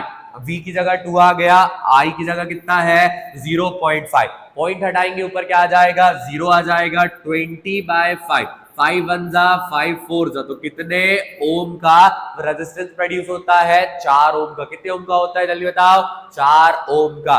ये क्वेश्चन आपका 2021-22 में आ चुका है। चलिए अब आ जाते हैं अगले वाले क्वेश्चन पर। अगला वाला जो क्वेश्चन है क्या दिया है, अब VI graph for nichrome wire. एक निक्रोम वायर के लिए आपने क्या ड्रॉ किया है, VI ग्राफ ड्रॉ किया है। What do you infer from this graph? ये पर्टिकुलर ग्राफ जो है, ये क्या इंफॉर्मेशन हमें दे रहा है, इसके बारे में बताना है। और इसका एक डायग्राम बनाना है हमें, ठीक है, डायग्राम बनाएंगे। तो अगर हम ध्यान दें, ये पर्टिकुलर ग्राफ क्या बता रहा है, ये पोटेंशियल डिफरेंस है, ये क्या है, करंट है। जैसे जैसे पोटेंशियल डिफरेंस बढ़ रहा है वैसे वैसे करंट भी क्या होता जा रहा है, बढ़ता जा रहा है। इसका मतलब है ये हमें ओम्स लॉ के बारे में बता रहा है। किसके बारे में, ओम्स लॉ के बारे में बता रहा है। तो अगर हम यहाँ पर ध्यान दें, इस ग्राफ ने हमें ओम्स लॉ के बारे में बताया, जैसे जैसे पोटेंशियल डिफरेंस बढ़ गया वैसे वैसे जो करंट है वो भी क्या कर रहा है, बढ़ रहा है। The shape of the graph obtained by plotting the potential difference across the conductor against the current flowing through will be a straight line. यहां पर जो ग्राफ बनेगा वो कैसा बनेगा, स्ट्रेट लाइन बनेगा, क्योंकि जैसे जैसे इन्होंने करंट बढ़ाया वैसे वैसे पोटेंशियल डिफरेंस बढ़ा, या हम कह सकते हैं जैसे जैसे पोटेंशियल डिफरेंस बढ़ता गया वैसे वैसे आपका करंट भी क्या होता गया, बढ़ता गया। तो अगर आपसे पूछा जाए कि इस पर्टिकुलर ग्राफ से आप क्या समझे, तो बेसिकली आप एक चीज बताएंगे, whenever the potential difference of a device increase the current, या हम बात करें जो करंट सप्लाई रहती है वो अपने आप क्या हो जाती है, बढ़ जाती है। और क्यों बढ़ जाती है, क्योंकि इसे हम कहां पढ़कर आए हैं, ओम्स लॉ से पढ़कर आए हैं। ओम्स लॉ बता देता है कि जब आप क्या करेंगे, एक बैट को उठा के जोर से सिक्सर मारेंगे तो बॉल ज्यादा तेज जाएगी, धीरे मारेंगे तो धीरे जाएगी। इसका मतलब जितना ज्यादा पोटेंशियल डिफरेंस उतना ही ज्यादा क्या रहेगा, करंट रहेगा। और इसका ग्राफ हमने देखा कि ग्राफ कैसे बनेगा, V ऊपर आ गया, I नीचे आ गया, तो लाइन कैसी आ जाएगी, स्ट्रेट आ जाएगी। और अगर हम बात करें क्या पता लगता है इस इंफॉर्मेशन से, the slope of the VI graph at any point represent the resistance. Her point पर अगर हम देखें जो ग्राफ है वो अचानक से बढ़ क्यों नहीं रहा है, क्योंकि वो क्या बताता है कि जब आप वोल्टेज सप्लाई करते हैं, करंट वहां पर सप्लाई तो होता है, करंट बढ़ता तो है, बट साथ ही में जो रेजिस्टेंस है वो भी क्या हो जाता है, प्रोड्यूस हो जाता है। और अगर हम ध्यान दें, ये स्ट्रेट लाइन क्लियर कर देती है कि ये ग्राफ कौन सा है, VI ग्राफ है। तो हमने देखा इस प्रकार से हम इसको क्या कर सकते हैं, बना सकते हैं। चलिए आप आ जाते हैं अगले वाले क्वेश्चन पे, स्टेट ओम लॉ। ओम लॉ के बारे में हम ऑलरेडी बता चुके हैं कि जब आपने क्या किया, वोल्टेज का सप्लाई किसी पर्टिकुलर कंडक्टर के अंदर बढ़ा दिया तो जो करंट का सप्लाई है वो भी क्या हो जाता है, बढ़ जाता है, बट वहां पर रेजिस्टेंस भी साथ में क्या हो जाता है, क्रिएट हो जाता है।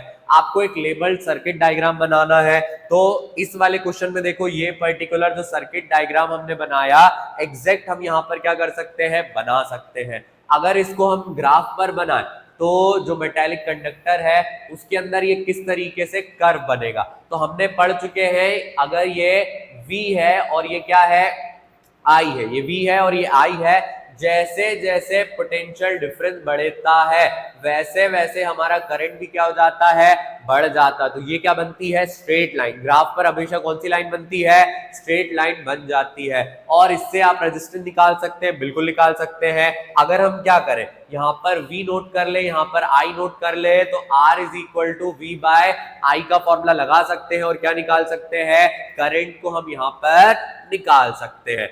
चलिए अब लास्ट क्वेश्चन इस पर्टिकुलर टॉपिक से जो ज्यादातर आपको देखने को मिलता है, state and explain Ohm's law. हर बार हम पढ़ रहे हैं ओम्स लॉ क्या है, वो पर्टिकुलर लॉ जिससे हमें क्या पता लगता है कि जब कभी आपने वोल्टेज का सप्लाई बढ़ाया तो करंट का सप्लाई भी क्या हो जाता है, बढ़ जाता है। क्या हो जाता है, जल्दी बताओ, बढ़ जाता है। रेजिस्टेंस, अगली क्या पूछा गया, रेजिस्टेंस पूछा गया और उसकी SI यूनिट। तो रेजिस्टेंस क्या है, it is the property of a conductor. अगर मैं आपको बताऊं ये क्या रहती है, प्रॉपर्टी रहती है कंडक्टर की कि वो कितना ज्यादा करंट के सप्लाई को या करंट के फ्लो को रोक सकता है। बिल्कुल ऐसे समझो, आप बढ़िया गाड़ी चला रहे थे करके बढ़िया गाने सुनते हुए जा रहे थे, बट ब्रेकर आया, ब्रेकर ने आपकी स्पीड को क्या कर दिया, कम कर दिया। तो अगर मटेरियल काफी ज्यादा अच्छा रहता है तो उसके अंदर जो ब्रेकर रहते हैं वो कम रहते हैं, और अगर वहां पर ब्रेकर ज्यादा है तो गाड़ी की स्पीड कैसी हो जाएगी, कम। वैसी रेजिस्टेंस कैसा हो जाता है, कम। अगर किसी मटेरियल के अंदर प्रॉपर्टी है कि वो ज्यादा इलेक्ट्रॉन के फ्लो को रोक सकता है तो रेजिस्टेंस उसका ज्यादा है, और अगर उसके पास कम प्रॉपर्टी है रेजिस्टेंस की तो वो करंट के फ्लो को क्या करेगा, कम रोकेगा। सिल्वर हमारा बेस्ट कंडक्टर है जिसका रेजिस्टेंस सबसे कम रहता है, उसके बाद कॉपर आता है। बट आपने देखा होगा जब एल्यूमिनियम के वायर यूज करते हैं या किसी और कंडक्टर को हम लेते हैं तो करंट का सप्लाई अपने आप क्या हो जाता है, कम हो जाता है। SI यूनिट की इसकी क्या है, ओम है। SI यूनिट क्या है इसकी, ओम है। अब हमें क्या करना है, व्हाट इज 1 ओम। 1 ओम कब बनता है, 1 ओम जब बनता है जब हम क्या करें, 1 वोल्ट का पोटेंशियल डिफरेंस क्रिएट करें हायर पोटेंशियल और लोअर पोटेंशियल में, और उन दोनों के बीच में 1 एम्पियर का करंट क्या कर जाए, फ्लो कर जाए, उसे क्या कहते हैं, 1 ओम। क्या बोलते हैं, 1 ओम। अब हमें क्या करना है, VI ग्राफ बनाना है और उसके 2 फीचर बनाने हैं। तो वी आई ग्राफ अब ऑलरेडी हम इतनी बार पढ़ चुके हैं, वी आ जाएगा y पे, आई आ जाएगा x पे, और क्या बन जाती है स्ट्रेट लाइन, क्योंकि जैसे जैसा पोटेंशियल डिफरेंस बढ़ता है वैसे वैसा क्या बढ़ता है, करंट भी बढ़ जाता है। वी आई ग्राफ हमें क्या बताता है, वी आई ग्राफ बताता है कि जो स्ट्रेट लाइन है ये क्या करती है, ओरिजिन से पास होना शुरू हो जाती है, क्योंकि जैसे जैसे आपने करंट को बढ़ाना चाहा वैसे वैसे पोटेंशियल डिफरेंस भी आपने बढ़ा दिया। और वी आई ग्राफ से हमें क्या पता लगता है, रेजिस्टेंस की, रेजिस्टेंस कैसे आता है, V बाय आई, कैसे आता है, V बाय आई आ जाता है।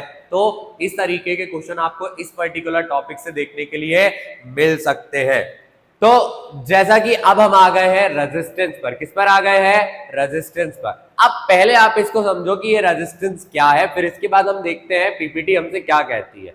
जैसे आप जब रोड पर जा रहे होते हैं, अब रोड पर आप कंफर्टेबली चल रहे होते हैं, अचानक से ब्रेकर आ जाता है और आपकी गाड़ी धच से क्या कर जाती है, कूद जाती है। आप यहां पर बैठे हुए थे और कूद कर कहां चले जाते हैं, थोड़ा सा आगे चले जाते हैं, और हम देखते हैं जो हमारी स्पीड कंटिन्यूअसली हम ला ला ला ला ला ला ला ला ला ला गाना गाते हुए चल रहे थे, अचानक से उसमें क्या आ जाता है, ब्रेक आ जाता है। तो जिस तरीके से रोड के ऊपर जो ब्रेकर रहते हैं वो हमारी स्पीड को कम कर देते हैं, उसी तरीके से अगर हम देखें जब एक पर्टिकुलर वायर के अंदर इलेक्ट्रॉन्स का फ्लो रुक जाता है तो उसे क्या कहा जाता है, रेजिस्टेंस। क्या कहा जाता है उसे, रेजिस्टेंस। अगर हम यहाँ पर ध्यान दें, हम क्या पढ़ने जा रहे हैं, रेजिस्टेंस। क्या पढ़ने जा रहे हैं, रेजिस्टेंस। ये है क्या, जैसे ये देखो, ये हमारा क्या है, कंडक्टर। अब हमें पता है कंडक्टर के अंदर एटम भी रहेंगे और फ्री इलेक्ट्रॉन भी रहेंगे। तो यहाँ पर जो ब्लू कलर के ये आपको डॉट दिख रहे हैं, ये क्या है, एटम है।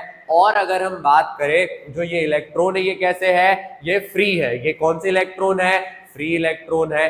अब हमें एक बात पता है कि जब इलेक्ट्रॉन फ्री रहते हैं तो ये रैंडमली क्या करते रहते हैं, वाइब्रेट करते रहते हैं। कभी लेफ्ट जाते हैं, कभी राइट चले जाते हैं, कभी ऊपर जाते हैं, कभी कहाँ जाते हैं, नीचे आ जाते हैं। बट जैसे ही हम इसको क्या करते हैं, एक पर्टिकुलर सर्किट से कनेक्ट कर लेते हैं। अब सर्किट क्या करती है, सर्किट यहाँ पर वोल्टेज का सप्लाई करेगी। जैसे ही वोल्टेज वहां पर सप्लाई होगा, हम देखेंगे जो इलेक्ट्रॉन यहाँ पर खड़ा हुआ था वो बोलेगा जय हिंद जय भारत, जय हिंद जय भारत करता हुआ वहां से कहां चला जाएगा, आगे चला जाएगा। और उसी की तरह बाकी सारे जो इलेक्ट्रॉन है वो उसको फॉलो करते करते कहां बढ़ जाएंगे, आगे बढ़ जाएंगे। ध्यान दो, यहाँ पर क्या होगा, जो अभी तक इलेक्ट्रॉन रैंडमली वाइब्रेट कर रहे थे, अब उनका जो मोशन है वो आगे की तरफ होने वाला है। When atoms are more, resistance is more। क्या बताया जाता है, जब ये किसी पर्टिकुलर कंडक्टर में ब्लू कलर वाले जो एटम यहाँ पर आपको दिख रहे हैं, जब ये ज्यादा नंबर में रहेंगे तो वहां पर जो इलेक्ट्रिसिटी रहेगी वो कम हो जाएगी और रेजिस्टेंस क्या हो जाएगा, बढ़ जाएगा। उसका रीजन क्या है, जब रोड के ऊपर ज्यादा ब्रेकर रहेंगे तो हमारी जो स्पीड है वो अपने आप क्या हो जाती है, कम हो जाती है। कभी नोटिस करना, जब हम किसी गली से निकल रहे होते हैं वहां पर ढेर सारे ब्रेकर रहते हैं जो हमारी गाड़ी की स्पीड को बार बार कम कर देते हैं। बट जब कभी हम किसी नेशनल हाईवे पर जाते हैं तो हमारी गाड़ी बढ़िया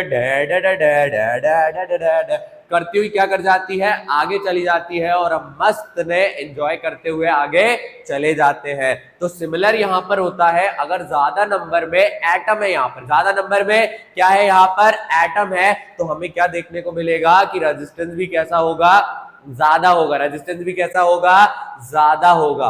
और अगर हम यहाँ पर क्या कर दे, करंट को देखें तो करंट अपने आप क्या हो गया, कम हो गया। बट जैसे ही हम क्या करते हैं, जो ब्लू कलर वाले जो एटम है इनका नंबर क्या कर देते हैं, कम कर देते हैं, तो वहां पर जो एटम की स्पीड अपने आप क्या हो जाएगी, बढ़ जाएगी। एटम की स्पीड क्या हो जाएगी, बढ़ जाएगी। जब एटम कम रहते हैं तो रेजिस्टेंस भी कैसा हो जाता है, कम हो जाता है। और इस केस में करंट हमारा क्या हो जाता है, बढ़ जाता है। तो दो चीजें हमने समझी, अगर करंट बढ़ता है तो रेजिस्टेंस क्या हो जाता है, घट जाता है, और रेजिस्टेंस घटता है तो करंट क्या हो जाता है, बढ़ जाता है। रेजिस्टेंस बढ़ेगा, करंट कम होगा, करंट बढ़ेगा, रेजिस्टेंस क्या हो जाएगा, कम हो जाएगा। दैट्स इट, यही हमें क्या करना है, याद रखना है।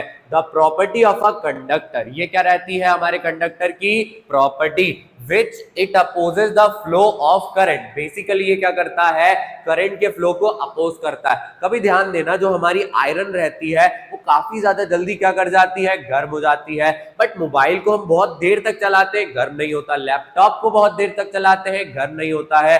कई डिवाइसेस को घंटों घंटों रन करते हैं, वो हीट नहीं प्रोड्यूस करते हैं।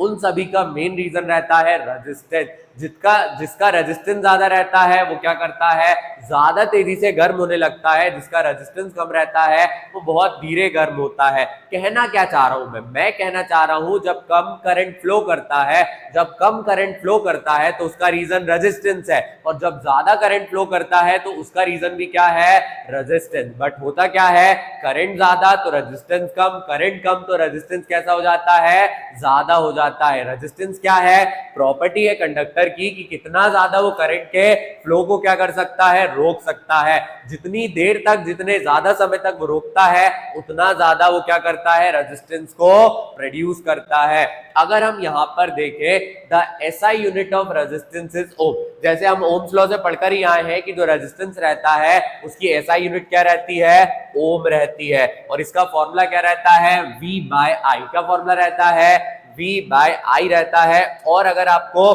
कभी भी क्या करना है, एक ओम का, कितने ओम का, एक ओम का रेजिस्टेंस प्रोड्यूस करना है, तो वहां पर कंडक्टर के जो दो पर्टिकुलर पॉइंट है उनके बीच में 1 वोल्ट का डिफरेंस होना चाहिए, पोटेंशियल डिफरेंस। और वहां पर आप 1 एम्पियर का वहां पर आप 1 एम्पियर का अगर करंट फ्लो करवा दे तो कितना रेजिस्टेंस प्रोड्यूस हो जाता है, 1 ओम। कितना रेजिस्टेंस प्रोड्यूस हो जाता है, 1 ohm. If the potential difference across two end of a conductor, जैसा हमने डिस्कस किया, पहले पॉइंट और दूसरे पॉइंट के बीच में अगर 1 वोल्ट का डिफरेंस है, 1 वोल्ट का क्या है, पोटेंशियल डिफरेंस है, और वहां पर आप क्या करते हैं, 1 एम्पियर का करंट फ्लो करवाते हैं, तो वो क्या बनाता है, 1 ओम। क्या बना लेता है, 1 ओम। अब यहां पर अगर हम बात करें, जो ये पर्टिकुलर रेजिस्टेंस है इसको तो हमने पढ़ लिया, बट याद करिए बार बार हम क्या पढ़ रहे थे, बार बार हम यहां पर डिस्कस कर रहे थे कि जो कंडक्टर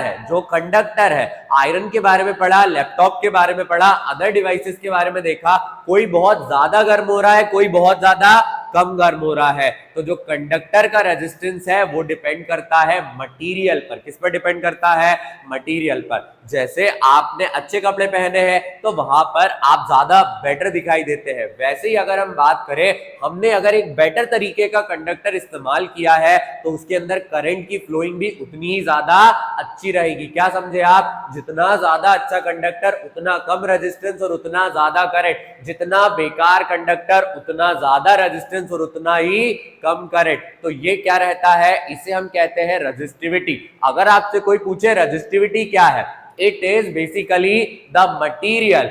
ये क्या है, हमारा कंडक्टर का मटीरियल, जिसके ऊपर रेजिस्टेंस क्या करता है, डिपेंड करता है।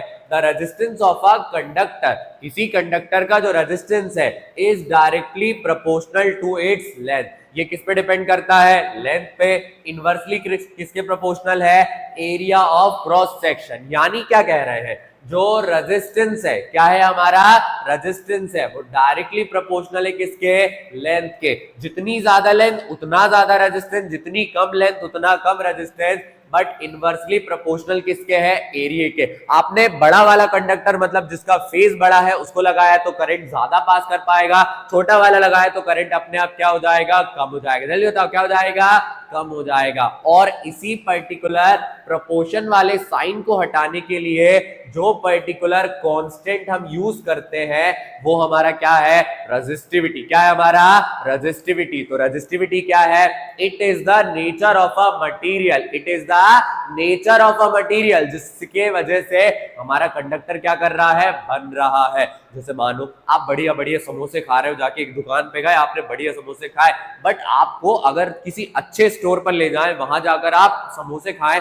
तो दोनों के टेस्ट में क्या रहता है, बहुत ज्यादा फर्क रहता है। उसी तरीके से रेजिस्टिविटी भी क्या करती है, मटेरियल चेंज होने की वजह से बदल जाती है। अच्छा मटेरियल रेजिस्टिविटी कम रहेगी, बेकार मटेरियल रेजिस्टिविटी क्या हो जाएगी, बढ़ जाएगी। जैसा हमने डिस्कस किया वही हमें बताया कि R डायरेक्टली प्रोपोर्शनल है किसके, L के, और इनवर्सली प्रोपोर्शनल है किसके, एरिया के। इस पर्टिकुलर रेजिस्टिविटी को हटाने के लिए जो कांस्टेंट हम इस्तेमाल करते हैं वो क्या है, रॉ। जो P जैसा आपको साइन देखने को मिल रहा है, इसे क्या कहा जाता है, रॉ कहा जाता है। जल्दी बताइए क्या कहा जाता है, रॉ कहा जाता है। तो आर का एक और फॉर्मूला आ जाता है, R is equal to rho L by A. क्या जाता है? Rho L by A. और इसकी जो SI यूनिट अगर हम देखें क्या रहती है? ओम मीटर। क्या रहती है? ओम मीटर। अब आप बोलोगे ओम मीटर कहां से आ गई? तो ध्यान दो, हमें किसकी यूनिट निकालना है? रॉ की। तो रॉ का फॉर्मूला क्या है? डिवाइड का जो ए है वो कहां चला जाएगा? मल्टीप्लाई में R into A divided by क्या आ जाएगा? L। R की यूनिट क्या रहती है? R की यूनिट रहती है ओम। एरिया की क्या रहती है? Metre into metre. लेंथ की क्या है? मीटर। मीटर से मीटर क्या हो जाता है? कैंसल। क्या बचा? ओम मीटर। तो जो SI यूनिट है वो क्या है?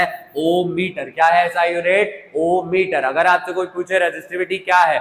It is the nature of a material. It is the nature of a material which decide the resistance of a conductor. अगर अच्छा कंडक्टर है तो रेजिस्टिविटी कम होगी, बेकार कंडक्टर है तो रेजिस्टिविटी अपने आप क्या हो जाएगी? बढ़ जाएगी। वेयर P या हम बात करें जो रॉ है ये क्या है? कांस्टेंट है, प्रोपोर्शनलिटी वाला, जिसको स्पेसिफिकली हम क्या बोलते हैं? रेजिस्टेंस और रेजिस्टिविटी ऑफ द मटेरियल। मतलब ये क्या रहती है? Resistivity of the material. अगर हम यहां पर देखें जो हमारी बुक है उसमें दो अलग अलग तरीके के रेजिस्टेंस हमें बताए गए हैं। पहला वाला है रेजिस्टेंस इन सीरीज, दूसरा वाला है रेजिस्टेंस इन पैरेलल। कौन सा वाला है? Resistance in parallel. इसको बेसिकली समझो, दिवाली पे बढ़िया हम क्या करते हैं? हमारे घर के सामने एक लंबा वायर डालते हैं, वायर के ऊपर क्या करते हैं? अलग अलग जो सीरीज या सर्किट रहती है उनको डाल देते हैं। वो सारी सर्किट क्या करती है? एक ही स्विच से वर्क करती है। तो जब कोई कंडक्टर एक ही स्विच से क्या करता है? चलता है, या ढेर सारे कंडक्टर एक ही स्विच से चल रहे होते हैं, सेम अमाउंट ऑफ करंट को ड्रॉ करते हैं, तो उनको हम कहते हैं रेजिस्टेंस इन सीरीज। क्या कहते हैं? Resistance in series. जैसा इस पर्टिकुलर फिगर में भी अगर हम देखें, जो ये हमारा डिवाइस है ये करंट को क्या कर रहा है? सप्लाई कर रहा है। सेम करंट फर्स्ट वाले में जा रहा है, सेम करंट सेकंड वाले में जा रहा है, सेम करंट कहां पर जा रहा है? थर्ड कंडक्टर के अंदर जा रहा है। और स्विच ऑफ करते ही ये तीनों डिवाइस क्या कर जाएंगे? ऑफ हो जाएंगे। सेम स्विच से चल रहे हैं, सेम करंट को क्या कर रहे हैं? यूज कर रहे हैं। The current flowing through each resistance is same. सबसे पहली बात हमने देखी कि जब सीरीज वाला रेजिस्टेंस रहता है तो वहां पर करंट कैसा रहता है? सेम रहता है। बट आप एक बात यहां पर नोट करो, अगर हम यहां पर ध्यान से देखें, जो R1 है, R2 है, R3 वो अलग अलग पॉइंट पे है। R1 हमारा यहां से शुरू होके यहां खत्म है, R2 यहां से यहां तक है, R3 यहां से यहां तक है। तो तीनों के बीच में जो दो पॉइंट है जिनके अक्रॉस करंट को फ्लो करना है वो कैसा है? अलग अलग है। कैसा है? अलग अलग है। तो हम यहाँ पर क्या नोट करते हैं? यहाँ पर कि जो पोटेंशियल डिफरेंस रहता है अक्रॉस, वो कैसा रहता है? Combination of distribution. क्या कह रहा है ये? कि जो टोटल पोटेंशियल डिफरेंस रहता है जिसे हम V टोटल कहते हैं, अगर 3 डिवाइस है तो वो कितने में डिवाइड हो जाएगा? 3 में डिवाइड हो जाएगा। अगर वहां 2 रहते तो कितने में डिवाइड होता? 2 में डिवाइड होता। 5 रहते तो कितने में डिवाइड होता? 5 में डिवाइड होता। मतलब पोटेंशियल डिफरेंस डिवाइड हो जाता है। बट अगर हम बात करें करंट कैसा रहता है? सेम रहता है। करंट कैसा रहता है? सेम रहता है। करंट सेम है, पोटेंशियल डिफरेंस कैसा है? अलग है। और जो रेजिस्टेंस आता है इक्विवेलेंट, वो क्या रहता है? Sum total. क्या रहता है? Sum total. जैसे देखो जो RS है, RS किसको रिप्रेजेंट कर रहा है? Resistance in series R1 plus R2 plus R3। और अगर कंडक्टर बढ़ जाए तो ये क्या हो जाएगा? बढ़ जाएगा। सीरीज रेजिस्टेंस क्या कहता है? कि अगर हमने सारे डिवाइसेस को सेम कनेक्शन में लगा दिया है, सभी के अंदर करंट कैसा जाएगा? सेम। बट जो पोटेंशियल डिफरेंस रहेगा अक्रॉस वो कैसा हो जाएगा? डिवाइड हो जाएगा। फॉर्मूला तो आ गया R1 plus R2 plus R3 plus R4। But ये बना कैसे? तो जैसे V टोटल हमारा है, V1 का फॉर्मूला क्या होगा? IR1। V2 का क्या होगा? IR2। वैसे ही V3 का अगर हम बात करें क्या हो जाएगा? IR3। V टोटल का क्या होगा? IR total. I सब में कैसा है? कॉमन। तो I को बाहर निकाल के हम क्या कर सकते हैं? कैंसल आउट कर सकते हैं। तो R1 plus R2 plus R3 बचा। तो R टोटल यानी सीरीज का फॉर्मूला क्या आ गया? R1 plus R2 plus R3। यानी जो ओवरऑल रेजिस्टेंस रहता है वो इतना ज्यादा बढ़ जाता है कि करंट की जो फ्लोइंग रहती है वो अपने आप क्या हो जाती है? कम हो जाती है। जल्दी बताओ, अपने आप क्या हो जाती है? कम हो जाती है। अब अगर इसको हम ध्यान से देखें ये वर्क कैसे करता है, अगर इसकी वर्किंग हम यहाँ पर ध्यान से देखें, वर्किंग को देख लेते हैं। अगर हम यहाँ पर देखें, जैसे ये हमारा घर है, अब घर के अंदर अगर हम बात करें, सारे डिवाइसेस को हमने क्या कर दिया, सेम तरीके से लगा दिया। ये हमारे घर की क्या है, मेन सप्लाई। भैया मेन सप्लाई कहां पर है, तो घर के बाहर जाकर देखना, जो हमारा मीटर बॉक्स लगा रहता है वो हमारी मेन सप्लाई है, जहां से सारा करंट क्या करता है, हमारे घर के अंदर आ जाता है। अगर हमने सारे डिवाइसेस को मेन सप्लाई से जोड़ दिया, मतलब वहां से जहां से पूरा करंट आ रहा है वहां पर जोड़ दिया, तो होगा क्या, ये देखो करंट गया। करंट जाने के बाद हम देख रहे हैं तीनों डिवाइसेस क्या कर रहे हैं, हमारे रन कर रहे हैं। Some same current flows through fridge, TV and iron. अब बताओ, जो करंट आपका फ्रिज ले रहा है, क्या उतना ही टीवी को चाहिए? बिल्कुल नहीं। क्या उतना ही आयरन को चाहिए? बिल्कुल नहीं। सभी की जो रिक्वायरमेंट रहती है वो अलग अलग रहती है। तो जिस वजह से सीरीज में हम देखते हैं कि जो ओवरऑल करंट रहता है वो अलग अलग नहीं जाता है, बल्कि सेम चला जाता है, जिसकी वजह से कई बार जो डिवाइस की एप्लीकेशन रहती है वो खराब हो जाती है। और अगर हम यहाँ ध्यान दें, ये वर्क कैसे करेगा, जैसे देखो हमने क्या कर दिया, so if any one appliance will be switched off, all appliances will be of. अगर बीच में हमने किसी एक अप्लायंस को बंद कर दिया तो बाकी सारे जो अप्लायंस रहेंगे वो अपने आप खराब हो जाएंगे। सर्किट देखना आपकी, अगर बीच में एक बल्ब फ्यूज हो जाता है तो बाकी सारे बल्ब का जलना अपने ही आप क्या हो जाता है, बंद हो जाता है, क्योंकि करंट उसी की तरह से फ्लो करना था, उसी की तरफ से आगे बढ़ना था, बट उसने बोल दिया मैं तो आगे नहीं बढ़ने दूंगा, मैं रुक गया हूं। अब आपको भी क्या करना पड़ेगा, यहीं पर रुकना पड़ेगा। उसी प्रकार हम देखते हैं कि जब सीरीज कनेक्शन रहता है तो जो कंडक्टर रहते हैं, अगर एक को भी बंद कर देते हैं तो सारे के सारे क्या हो जाते हैं, बंद हो जाते हैं। जिस वजह से हमारे घर के अंदर जो कनेक्शन होता है वो कभी भी सीरीज वाला कनेक्शन नहीं होता है। कौन सा वाला कनेक्शन नहीं होता है, सीरीज वाला कनेक्शन कभी भी नहीं होता है। चलिए आगे आ जाते हैं। अगला वाला जो रेजिस्टेंस है वो कौन सा है, पैरेलल वाला। ये सबसे बेटर फॉर्म ऑफ कनेक्शन रहता है। ये हम बात करें रेजिस्टेंस रहता है, रीजन कि जो ओवरऑल रेजिस्टेंस रहता है वो इवन एक कंडक्टर के रेजिस्टेंस से भी क्या हो जाता है, कम हो जाता है। उसका रीजन क्या रहता है कि यहाँ पर सारे कनेक्शन के अंदर करंट अलग जाने वाला है और पोटेंशियल डिफरेंस कैसा रहने वाला है, सेम। ज्यादा पोटेंशियल डिफरेंस होगा तो अपने आप करंट क्या हो जाएगा, बढ़ जाएगा। हर कंडक्टर के अंदर ज्यादा करंट, ज्यादा पोटेंशियल डिफरेंस, मतलब जो रेजिस्टेंस रहेगा वो अपने आप क्या हो जाएगा, कम हो जाएगा। तो रेजिस्टेंस इन पैरेलल क्या बताता है, जैसे ये हमारे घर की मेन सप्लाई है। अब मेन सप्लाई से करंट इस एक्स वाले पॉइंट तक आया। किस पॉइंट तक आया, एक्स वाले पॉइंट तक आया।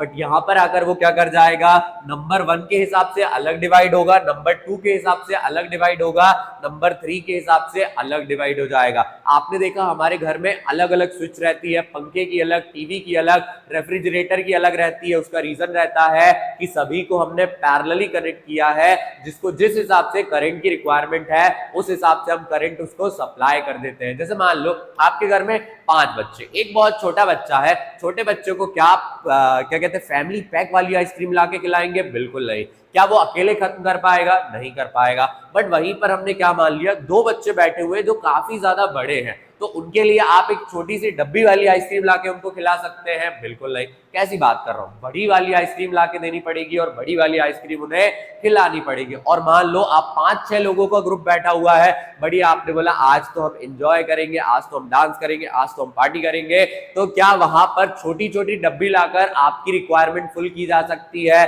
बिल्कुल नहीं। आपके लिए चाहिए फैमिली पैक, जहां पर आप क्या करें, मन भर के सारी की सारी आइसक्रीम को खत्म कर ले। उसी तरीके से यहां पर भी देखा जाता है कि पैरेलल कनेक्शन में जो करंट का सप्लाई रहता है वो नीड के अकॉर्डिंग डिवाइड हो जाता है, वो नीड के अकॉर्डिंग डिवाइड हो जाता है। और अगर हम बात करें, पोटेंशियल डिफरेंस सेम रहता है। जैसे ध्यान दो, यहाँ पर एक्स और वाई वाले पॉइंट के बीच में जो पोटेंशियल डिफरेंस है अक्रॉस कैसा है, सेम है। तो क्या बताया जाता है, the potential difference across each resistance is same. यहाँ पर जो टोटल पोटेंशियल डिफरेंस रहता है और हर कंडक्टर का पोटेंशियल डिफरेंस रहता है वो कैसा रहता है, सेम रहता है। मतलब V कैसा है, सेम है। V कैसा है, सेम है। The main current divide itself and different current flows through each resistance. हम क्या देखते हैं, अलग अलग जो रजिस्टर रहते हैं उनके थ्रू जो I टोटल रहता है, क्या रहता है, I टोटल रहता है, वो क्या हो जाता है, डिवाइड हो जाता है। जैसे मान लो आपके घर में आ रहा है 100 एम्पियर का करंट। अब बताओ 100 एम्पियर का करंट आपके डिवाइस मोबाइल को चाहिए क्या? बिल्कुल नहीं। आपके लैपटॉप को चाहिए? बिल्कुल नहीं। वो जो एम्पियर ऑफ करंट रहता है वो अपने आप को क्या करता है, नीड के अकॉर्डिंग डिवाइड कर लेता है। इसका मतलब है यहां पर हमें आई का फॉर्मूला लगाना। आई का फॉर्मूला क्या रहता है? V by R. अब V बाय आर हम पैरेलल वाला निकाल रहे हैं, यहां पर I1 का क्या होगा? V बाय R1, इसका क्या होगा? V बाय R2, इसका क्या होगा? V by R3। सब में V कैसा आ गया? कॉमन आ गया। तो यहां पर RP क्या हो जाएगा? R1 plus R2 plus R3। But अगर हम बात करें इनका जो एडिशन होता है वो कैसे होता है? ये रेसिप्रोकल होके ऐड होता है, तो इतना ज्यादा कम आ जाता है कि ओवरऑल जो रेजिस्टेंस रहता है वो बहुत ज्यादा मिनिमम रहता है। द इक्विवेलेंट रेजिस्टेंस, इक्विवेलेंट का मतलब है जो टोटल करंट रहता है वो कैसा रहता है? पैरेलल कॉम्बिनेशन में वो 1 by RP is equal to 1 by R2 plus R1 plus R2 plus R3 plus R4। But सारे के सारे कैसे? पैरेलल, मतलब पैरेलल होने की वजह से रेसिप्रोकल होकर ऐड हो जाते हैं। जिस वजह से अगर हम बात करें जो कनेक्शन रहता है हमारे घरों के अंदर वो पैरेलल रहता है। ज्यादातर जगहों पे जो कनेक्शन हम देखते हैं वो पैरेलल रहता है। अब अगर हम इसका रीजन समझे कि ये पैरेलल होकर किस तरीके से हमारी क्या करने वाला है, हेल्प करने वाला है, तो देखो ये काम कैसे करेगा। जैसे मान लो अब हमारे घर में वापस आ गए हैं, उन्हीं 3 डिवाइस को हमने वापस लगा लिया, बट इस बार जो कनेक्शन है वो कौन सा वाला हो गया? पैरेलल वाला हो गया। तो मेन सप्लाई से जब करंट, देखो करंट आया, करंट इस पॉइंट पर आके क्या कर गया? टीवी के अकॉर्डिंग डिवाइड हो गया, रेफ्रिजरेटर के अकॉर्डिंग डिवाइड हो गया, जो हमारा क्या था आयरन था उसके अकॉर्डिंग भी क्या हो गया? वो डिवाइड हो गया। डिफरेंट करंट फ्लो, जैसे हमने देखा अलग अलग जितने अमाउंट ऑफ करंट की रिक्वायरमेंट है उस हिसाब से करंट वहां पर क्या कर रहा है? फ्लो कर रहा है। और हम देखते हैं so if any one of the appliance will be switched off, हमने क्या किया?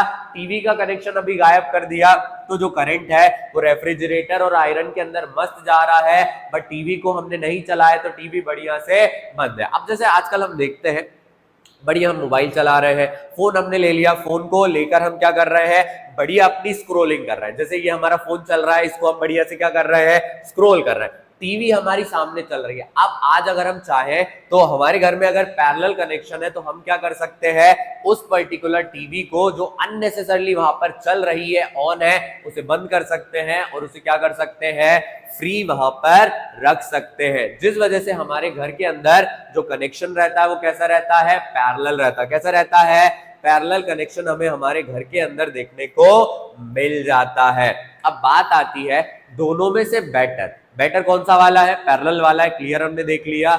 जिस वजह से अगर हम बात करें जो पैरेलल कॉम्बिनेशन रहता है उसके कुछ पर्टिकुलर एडवांटेजेस रहते हैं। अगर हम एडवांटेजेस की बात करें, इन सीरीज सर्किट, जो हमारी सीरीज सर्किट रहती है, when one component fail the circuit broken, अगर एक भी कंपोनेंट वहां पर फेल हो जाता है तो अदर कंपोनेंट की वर्किंग ही रुक जाती है। तो उससे बेटर आप पैरेलल लाओ। आपका बल्ब फ्यूज हो गया तो उससे पंखे को कोई लेना देना नहीं है, पंखा बढ़िया क्या करता रहेगा? रन करता रहेगा। आपकी टीवी बढ़िया से चलती रहेगी। मान लो आपको क्या करना है, ठंड का समय है, ठंड में पंखा बंद करके रखना है, लाइट ऑन करके रखना है, टीवी ऑन करके रखना है, तो वहां पर अगर सीरीज कनेक्शन होता तो आपका जो पंखा है वो भी चालू हो जाता और आपको अननेसेसरली ठंड में उसकी ठंडी ठंडी हवा लेनी पड़ती और अपने घर में मनाली वाला फील आ जाता है कि मेरे ऊपर तो स्नो गिर रही है और मुझे बहुत ज्यादा ठंड लग रही है। जिस वजह से अगर हम बात करें, parallel connection is the best. Different appliances have different requirement of current, अलग अलग कंपोनेंट को अलग अलग करंट चाहिए। जैसे हमने वो बच्चा वाला एग्जांपल देखा कि अगर वहां पर एक छोटा सा बच्चा है, ये बच्चा यहाँ पर क्या कर रहा है? बैठा हुआ है, तो इसको हम क्या करेंगे? एक छोटी वाली आइसक्रीम लाकर दे देंगे। बट मान लो ये आप हैं और अगर हम बात करें ये आपका मित्र है, ये आप दोनों हैं, क्या इन दोनों को सेम आइसक्रीम हम खिला सकते हैं? नहीं, क्योंकि इनकी रिक्वायरमेंट अलग है। इनको हमें क्या करना पड़ेगा? डिफरेंट अमाउंट में वहां पर क्या देना पड़ेगा? आइसक्रीम वहां पर सप्लाई करना पड़ेगा। जिस वजह से हम नोटिस करते हैं कि कभी भी जो पैरेलल कनेक्शन रहता है वो ऑल ओवर बेस्ट रहता है, क्योंकि जितना भी करंट वहां पर रिक्वायर्ड रहता है उस हिसाब से हम वहां पर क्या कर सकते हैं? सप्लाई कर सकते हैं। और जो टोटल रेजिस्टेंस रहता है पैरेलल सर्किट में वो डिक्रीज हो जाता है, क्योंकि वहां पर जो सम होता है वो कैसे होता है, वो होता है रेसिप्रोकल होकर। और जब भी आप रेसिप्रोकल करके सम करते हैं जो करंट रहता है टोटल वो काफी ज्यादा मिनिमम हो जाता है, काफी ज्यादा कैसा हो जाता है, कम हो जाता है। अब यहां पर हमने रेजिस्टेंस वाला टॉपिक कंप्लीट किया। जो रेजिस्टेंस है इस चैप्टर का सबसे इंपॉर्टेंट टॉपिक है, और इसके बाद जो हीटिंग इफेक्ट और इलेक्ट्रिक पावर है वो सेकंड मोस्ट इंपॉर्टेंट है। इन्हीं के ऊपर ज्यादातर क्वेश्चन आपसे पूछे जाते हैं। अब पीवाईक्यू एक आया था, कैलकुलेट द इक्विवेलेंट रेजिस्टेंस, ये 2021-22 का क्वेश्चन है। यहां पर ये पर्टिकुलर सर्किट का हमें क्या निकालना है, इक्विवेलेंट रेजिस्टेंस, मतलब जो टोटल रेजिस्टेंस है उसे कैलकुलेट करना है। अब ध्यान दो, ये पर्टिकुलर जो R1 इसे कंसिडर कर लेते R1, फिर अगर हम बात करें यहां से लेकर यहां तक जो कनेक्शन है ये दोनों सीरीज में है, ये दोनों कैसे हैं, सीरीज में है। बट ये वाला और ये वाला कैसा है, पैरेलल में। ये दोनों मिलकर और ये कैसा है, पैरेलल में। जब इनका इक्विवेलेंट निकलेगा तो R1 प्लस ये और ये वाला जो R3 रहेगा ये कैसा है, सीरीज में। तो अगर आपको ऐसा कोई क्वेश्चन देखने को मिले तो आप हमेशा पहले जो पैरेलल वाला दिया है इसे सीरीज में करो, पैरेलल वाले को क्या करो, सीरीज में करो। तो फिलहाल हम क्या करते हैं, नंबर देख लेते हैं, ये RS वाला निकालते हैं। इसको हमने क्या माना है, RS माना है। तो RS अगर हम देखें, RS क्या होगा, 10 ओम प्लस 10 ओम कितना हो जाएगा, 10 ओम प्लस 10 ओम, मतलब ये कितना हो गया, 20 ओम। कितना हो गया, 20 ओम। बट अगर हम बात करें इन दोनों के साथ, ऊपर वाला कैसा है, पैरेलल है। तो अगर यहां पर ध्यान दिया जाए आरपी कनेक्शन 1, पैरेलल कनेक्शन हम 1 ले रहे हैं क्योंकि इसके अलावा और कोई पैरेलल नहीं है। तो ये क्या हो जाएगा हमारा 1/20, और RS भी कितना आ गया, 20 और 20 का एलसीएम कैसा आएगा, सेम। जब नीचे सेम नंबर रहते हैं तो ऊपर वाले अगर प्लस में है तो डायरेक्ट प्लस हो जाते हैं, और माइनस में है तो डायरेक्ट माइनस हो जाते हैं। 1 + 1 डिवाइडेड बाय 20, तो ये क्या होगा, 2/20। 2/20 को कैंसिल करेंगे 1/10 आएगा। पैरेलल कनेक्शन नीचे है, इसको रेसिप्रोकल कर देंगे तो हमारा जो रेजिस्टेंस है वो कितना आ जाएगा, 10 ओम। इसका मतलब है ये जो पैरेलल हमें दिख रहा है इसका ऑल ओवर रेजिस्टेंस कितना है, 10 ओम। बट अगर हम बात करें जब बाकी सारे कंडक्टर को हम यहां पर इसके साथ देखते हैं, R1 प्लस ये वाला कैसा है, सीरीज में, तो इसको हमें करना पड़ेगा R1 जो RS है या R इक्विवेलेंट है वो R1 प्लस RP नंबर 1 लेकर चल रहे हैं, और लास्ट वाला क्या माना है हमने, R3 माना है। क्या माना है हमने, R3। तो R1 कितना है हमारा, 10, R1 10 है, RP कितना है हमारा 10 है, और R3 की बात करें, R3 कितना है हमारा 20 है। तो प्लस करेंगे तो ऑल ओवर जो रेजिस्टेंस है वो कितना आ जाएगा, 40 ओम। That's it. अगर इस तरीके से सर्किट वाला क्वेश्चन आए तो आपको क्या करना है, इसे सॉल्व कर देना। बट आप हमेशा बात याद रखें, गिवन जरूर लिखे। यहां पर हम सिर्फ डिस्कस कर रहे हैं जिस वजह से हमने इसको डायरेक्टली कर लिया है।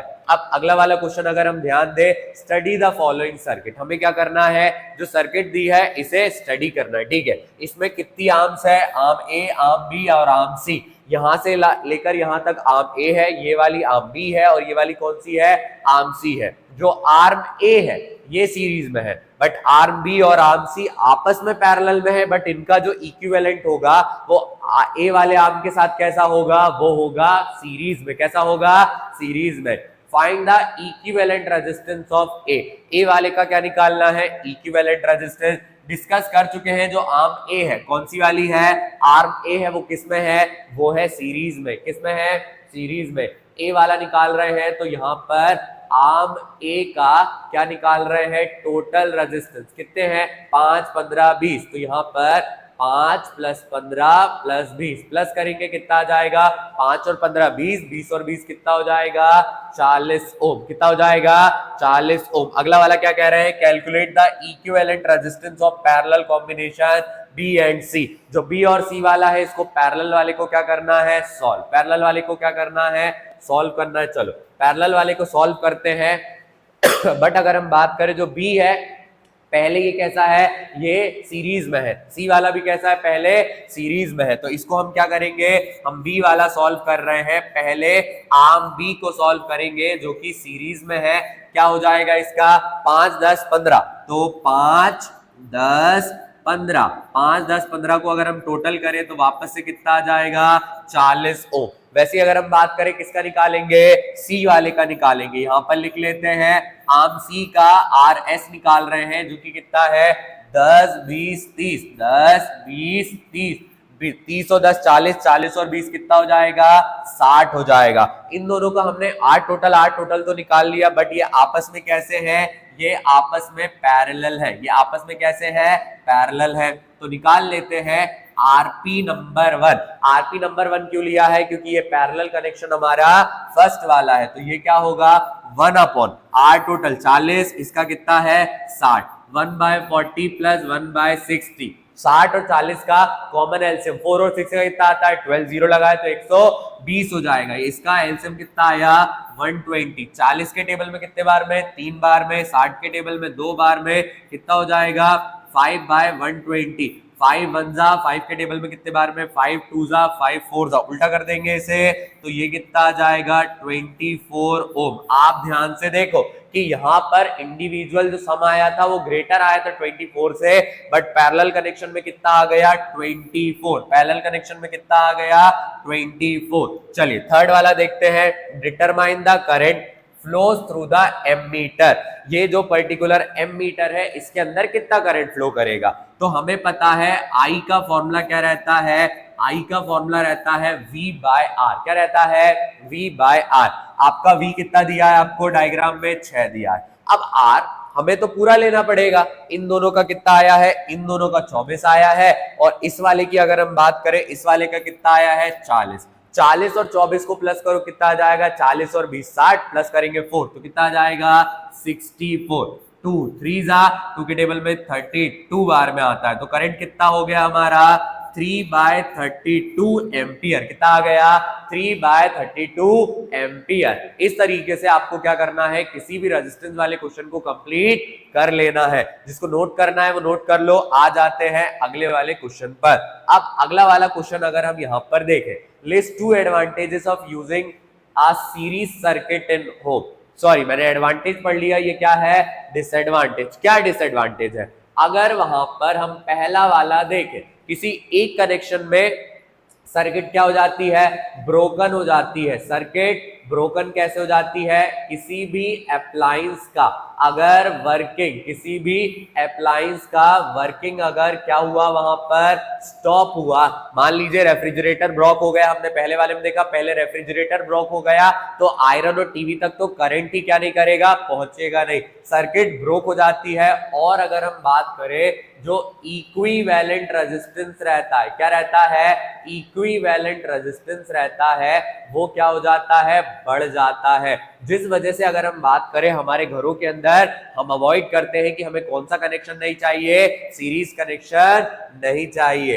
अब अगर हम ये ध्यान दें यहाँ पर अगला वाला हमसे क्या पूछ रहा है, calculate the effective resistance between A and B. जो ए और बी है, ये ए वाला पॉइंट है और ये बी वाला पॉइंट है, इसके बीच में क्या निकालना है हमें ओवरऑल जो रेजिस्टेंस है वो। अब इसको समझने के लिए आप यहां पर ध्यान दो, हमने पिछले ही वाले पार्ट में डिसाइड किया कि जितने भी पैरेलल कनेक्शन दिख रहे हैं पहले उन्हें ऐड करो। अगर इस वायर को हम सीधा करें तो ये वायर 4 ऊपर चला जाएगा, 6 लाइन में आ जाएगा, 30 वाला लाइन में आएगा, 3 वाला भी कहां जाएगा लाइन में, बट 3 और 3 के लाइन में यहां पर क्या है पैरेलल में 15। मतलब इस कनेक्शन को पहले हमें क्या करना पड़ेगा सॉल्व करना पड़ेगा। तो इसको पैरेलल कनेक्शन क्या मान लेते हैं हम, यहाँ पर ये फर्स्ट वाला पार्ट था इसका, और अब अगर हम बात करें यहाँ पर हम कौन सा वाला पार्ट करेंगे इसका सेकंड वाला पार्ट। कौन सा वाला पार्ट करेंगे इसका सेकंड वाला पार्ट, यहाँ पर लिख लेते हैं सेकंड वाला पार्ट कर रहे हैं। पैरेलल कनेक्शन 1 निकाल रहे हैं जिसमें 3 और 3 सीरीज में है, बट 15 वाला कैसा है पैरेलल। जब वायर एक साथ लाइन में नहीं आए तो मतलब समझ जाओ वो कैसा कनेक्शन है पैरेलल कनेक्शन। कैसा कनेक्शन है पैरेलल कनेक्शन। तो यहाँ पर हम क्या निकाल रहे हैं पहले RS number 1, RS series number 1 इसको मानकर चल रहे हैं। तो ये कितना होगा हमारा 3 + 3, 3 + 3 कितना हो जाएगा 6 ओम। कितना हो जाएगा 6 ओम। 15 वाला जो है ये इसके साथ कैसा है पैरेलल में है। तो यहाँ पर 1/RP नंबर 1 निकालते हैं जो कि कितना होगा 1 अपॉन सीरीज कनेक्शन 1 और वो वाला कितना हो जाएगा 1 अपॉन 15। सीरीज कनेक्शन वाला कितना आया 6 आया, ये कितना है 15 है। 15 और 6 का कॉमन एलसीएम देखे तो आता है 30। कितना आ जाता है 30। तो RP number 1 is equal to LCM आ गया हमारा 30। 6 के टेबल में 30 आता है 5 बार में तो यहाँ जाएगा 5। 15 के टेबल में आता है 2 बार में तो यहाँ जाएगा 2। 2 हो जाएगा 7/30। इसका रेसिप्रोकल कर देंगे आरपी नंबर 1 30 डिवाइडेड बाय 7। 7 4 जा 28 पॉइंट लगा देंगे 20। 7 2 जा 14 60। 60 छोटा 8 बार में आता है, इसको राउंड ऑफ कर देंगे कितना हो जाएगा 4.29 ओम। कितना हो जाएगा 4.29 ओम। अब अगर हम देखें इसको हमने सेम कनेक्शन बना लिया सेम, बट ये दोनों उसके साथ कैसे है, ये दोनों उसके साथ सीरीज में है। तो जो इक्विवेलेंट रेजिस्टेंस हम निकालने जा रहे हैं उसमें 4 ओम प्लस 6 ओम, और अगर हम बात करें ये वाला कितना आ गया 4.29। यहां पर लिख लेते हैं 4.29। 6 4 10, 10 4 14, ये कितना हो जाएगा 14.29 ओम। That's it. इतना ज्यादा आसान क्वेश्चन आपको 3 नंबर में देखने को मिल जाता है। चलिए आगे आते हैं अगले वाले क्वेश्चन की तरफ। अगले वाले क्वेश्चन में क्या दिया है, थ्योरेटिकल क्वेश्चन है इसलिए हम इसको डायरेक्ट डिस्कस करेंगे। How is electric current related to potential difference across the terminal of a conductor. अब याद करिए हमने क्या पढ़ा था, अगर ये वाला पॉइंट और ये वाला पॉइंट, ये ए वाला पॉइंट है, ये हमारा कौन सा वाला पॉइंट है बी वाला पॉइंट है। ए वाला पॉइंट कौन सा रहता है हाई पोटेंशियल, बी वाला कौन सा रहता है लोअर पोटेंशियल। तो पोटेंशियल डिफरेंस करता क्या है, पोटेंशियल डिफरेंस इलेक्ट्रॉन को ए वाले पॉइंट से किस वाले पॉइंट तक लेकर आता है बी वाले पॉइंट तक। इसका मतलब है कि जब हायर पोटेंशियल पे करंट रहता है तो वो लोअर पोटेंशियल की तरफ मूव करता है ड्यू टू पोटेंशियल डिफरेंस। और अगर हम बात करें ड्रॉ लेबल्ड सर्किट डायग्राम, अगर हम सर्किट डायग्राम देखें तो ये है, स्विच को ऑन करते हैं तो पावर सप्लाई होने लगता है, एमीटर के थ्रू करंट ट्रेवल करता है और जो कनेक्शन रहता है उसमें क्या आ जाता है करंट आ जाता है। अगर आप यहां पर देखें जो हमारा यहां पर ये वाला पॉइंट है, ये ए वाला पॉइंट है, ये कौन सा वाला पॉइंट है बी वाला पॉइंट है, जिसके थ्रू करंट यहां पर क्या कर रहा है ट्रेवल कर रहा है, करंट यहां पर क्या कर रहा है ट्रेवल कर रहा है। Why should an ammeter have low resistance? ammeter का रेजिस्टेंस क्यों लो होना चाहिए? To measure the entire current passing through the circuit, the ammeter should have a low resistance. अगर उस पर्टिकुलर एमीटर को पूरा का पूरा करंट मेजर करना है तो उसका करंट भी कैसा है, उसका रेजिस्टेंस कैसा रहना चाहिए, कम रहना चाहिए, क्योंकि अगर उसका रेजिस्टेंस बढ़ जाएगा तो ओवरऑल जो रेजिस्टेंस ऑफ द सर्किट रहेगा वो बढ़ जाएगा। जिस वजह से हम नोटिस करते हैं हमेशा हम ऐसे एमीटर को लगाते हैं जिसका रेजिस्टेंस कैसा रहे कम रहे। 2 VI ग्राफ, यहां पर अगर हम बात करें 2 VI ग्राफ दिए हैं, ये ए वाला है और ये कौन सा है बी वाला, यहाँ I बना है, यहाँ पर क्या बना है V बना है। अगर हम बात करें एक सीरीज वाला है और एक पैरेलल वाला है, of 2 resistance are shown, giving reason which graph shown series parallel combination of the resistance. तो कौन सा वाला आपको सीरीज बता रहा है, कौन सा वाला आपको क्या बता रहा है, यहाँ पर पैरेलल कनेक्शन बता रहा है। जो RS है, RS मतलब सीरीज वाला है, उसमें R1 और R2 क्या हो जाता है प्लस हो जाता है, तो वो कैसा रहेगा मैक्सिमम रेजिस्टेंस। अगर हम बात करें जो ये B वाला आपको दिख रहा है ये कैसा है मैक्सिमम रेजिस्टेंस, और अगर हम बात करें जो A वाला है इसका रेजिस्टेंस कैसा है कम है, इसका रेजिस्टेंस कैसा है कम है। तो हमने देखा कि कितने आसानी से हम क्या कर सकते हैं क्वेश्चन को सॉल्व कर सकते हैं। अब अगला वाला जो टॉपिक है वो है बहुत ज्यादा इंटरेस्टिंग। अब मैं बहुत ज्यादा इंटरेस्टिंग क्यों कह रहा हूं, क्योंकि अगर हम बात करें जो हमारा करंट रहता है वो इस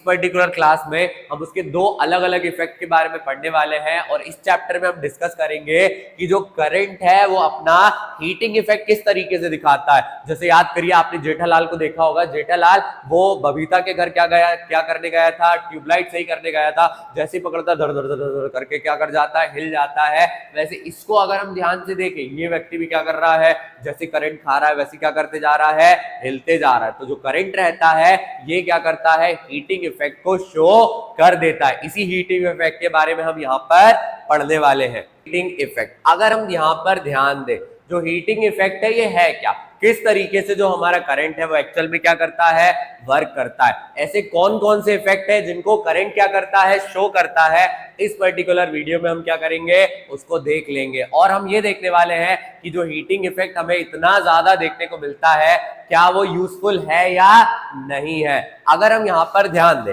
हमारे पुराने टीवी से लेकर हम बात करें आज जो मॉडर्न टाइम्स में आयरन आती है, इन सभी में अगर हम बात करें, क्या देखने को मिलता है हमें, हीटिंग इफेक्ट। अब हीटिंग इफेक्ट क्यों देखने को मिलता है, याद करिए जब हम रेजिस्टेंस पढ़ रहे थे तो मैंने आपको एक छोटा सा हिंट दिया था कि जब अगर हम बात करें रेजिस्टेंस ज्यादा रहता है तो हीटिंग क्या हो जाती है, बढ़ जाती है। रेजिस्टेंस कम हो जाता है तो हीटिंग भी क्या हो जाती है, कम हो जाती है। तो होता क्या है, यहां पर देखो, ये हमारे क्या है, एटम। लास्ट पर्टिकुलर टॉपिक में हमने देख लिया है, लास्ट टॉपिक में हम देखकर आए कि ये जो पर्टिकुलर डॉट आपको देखने को मिल रहे हैं, ये क्या है, इलेक्ट्रॉन्स हैं, जो किसके अंदर रहते हैं, ये प्रेजेंट रहते हैं आपके डिवाइस के अंदर, कंडक्टर के अंदर। और अगर हम बात करें, ये हमेशा किस मोशन में रहते हैं, वाइब्रेशन में। याद करिए class 9 matter in our surrounding, जो पर्टिकुलर सॉलिड है, लिक्विड है, गैस है, हर तरीके के मटेरियल के अंदर जो भी पार्टिकल रहते हैं या एटम रहते हैं, वो रेंडमली क्या करते रहते हैं, वाइब्रेट करते रहते हैं। उसी प्रकार अगर हम बात करें, यहाँ पर जो एटम ये किस स्टेट में है, वाइब्रेशन वाले स्टेट में है। फिर फ्री इलेक्ट्रॉन वहां पर प्रेजेंट रहते हैं, जो फ्री इलेक्ट्रॉन है ये क्या कर देंगे, रैंडम मोशन करेंगे, रैंडमली वहां पर क्या करेंगे, एटम के साथ टकराते रहेंगे।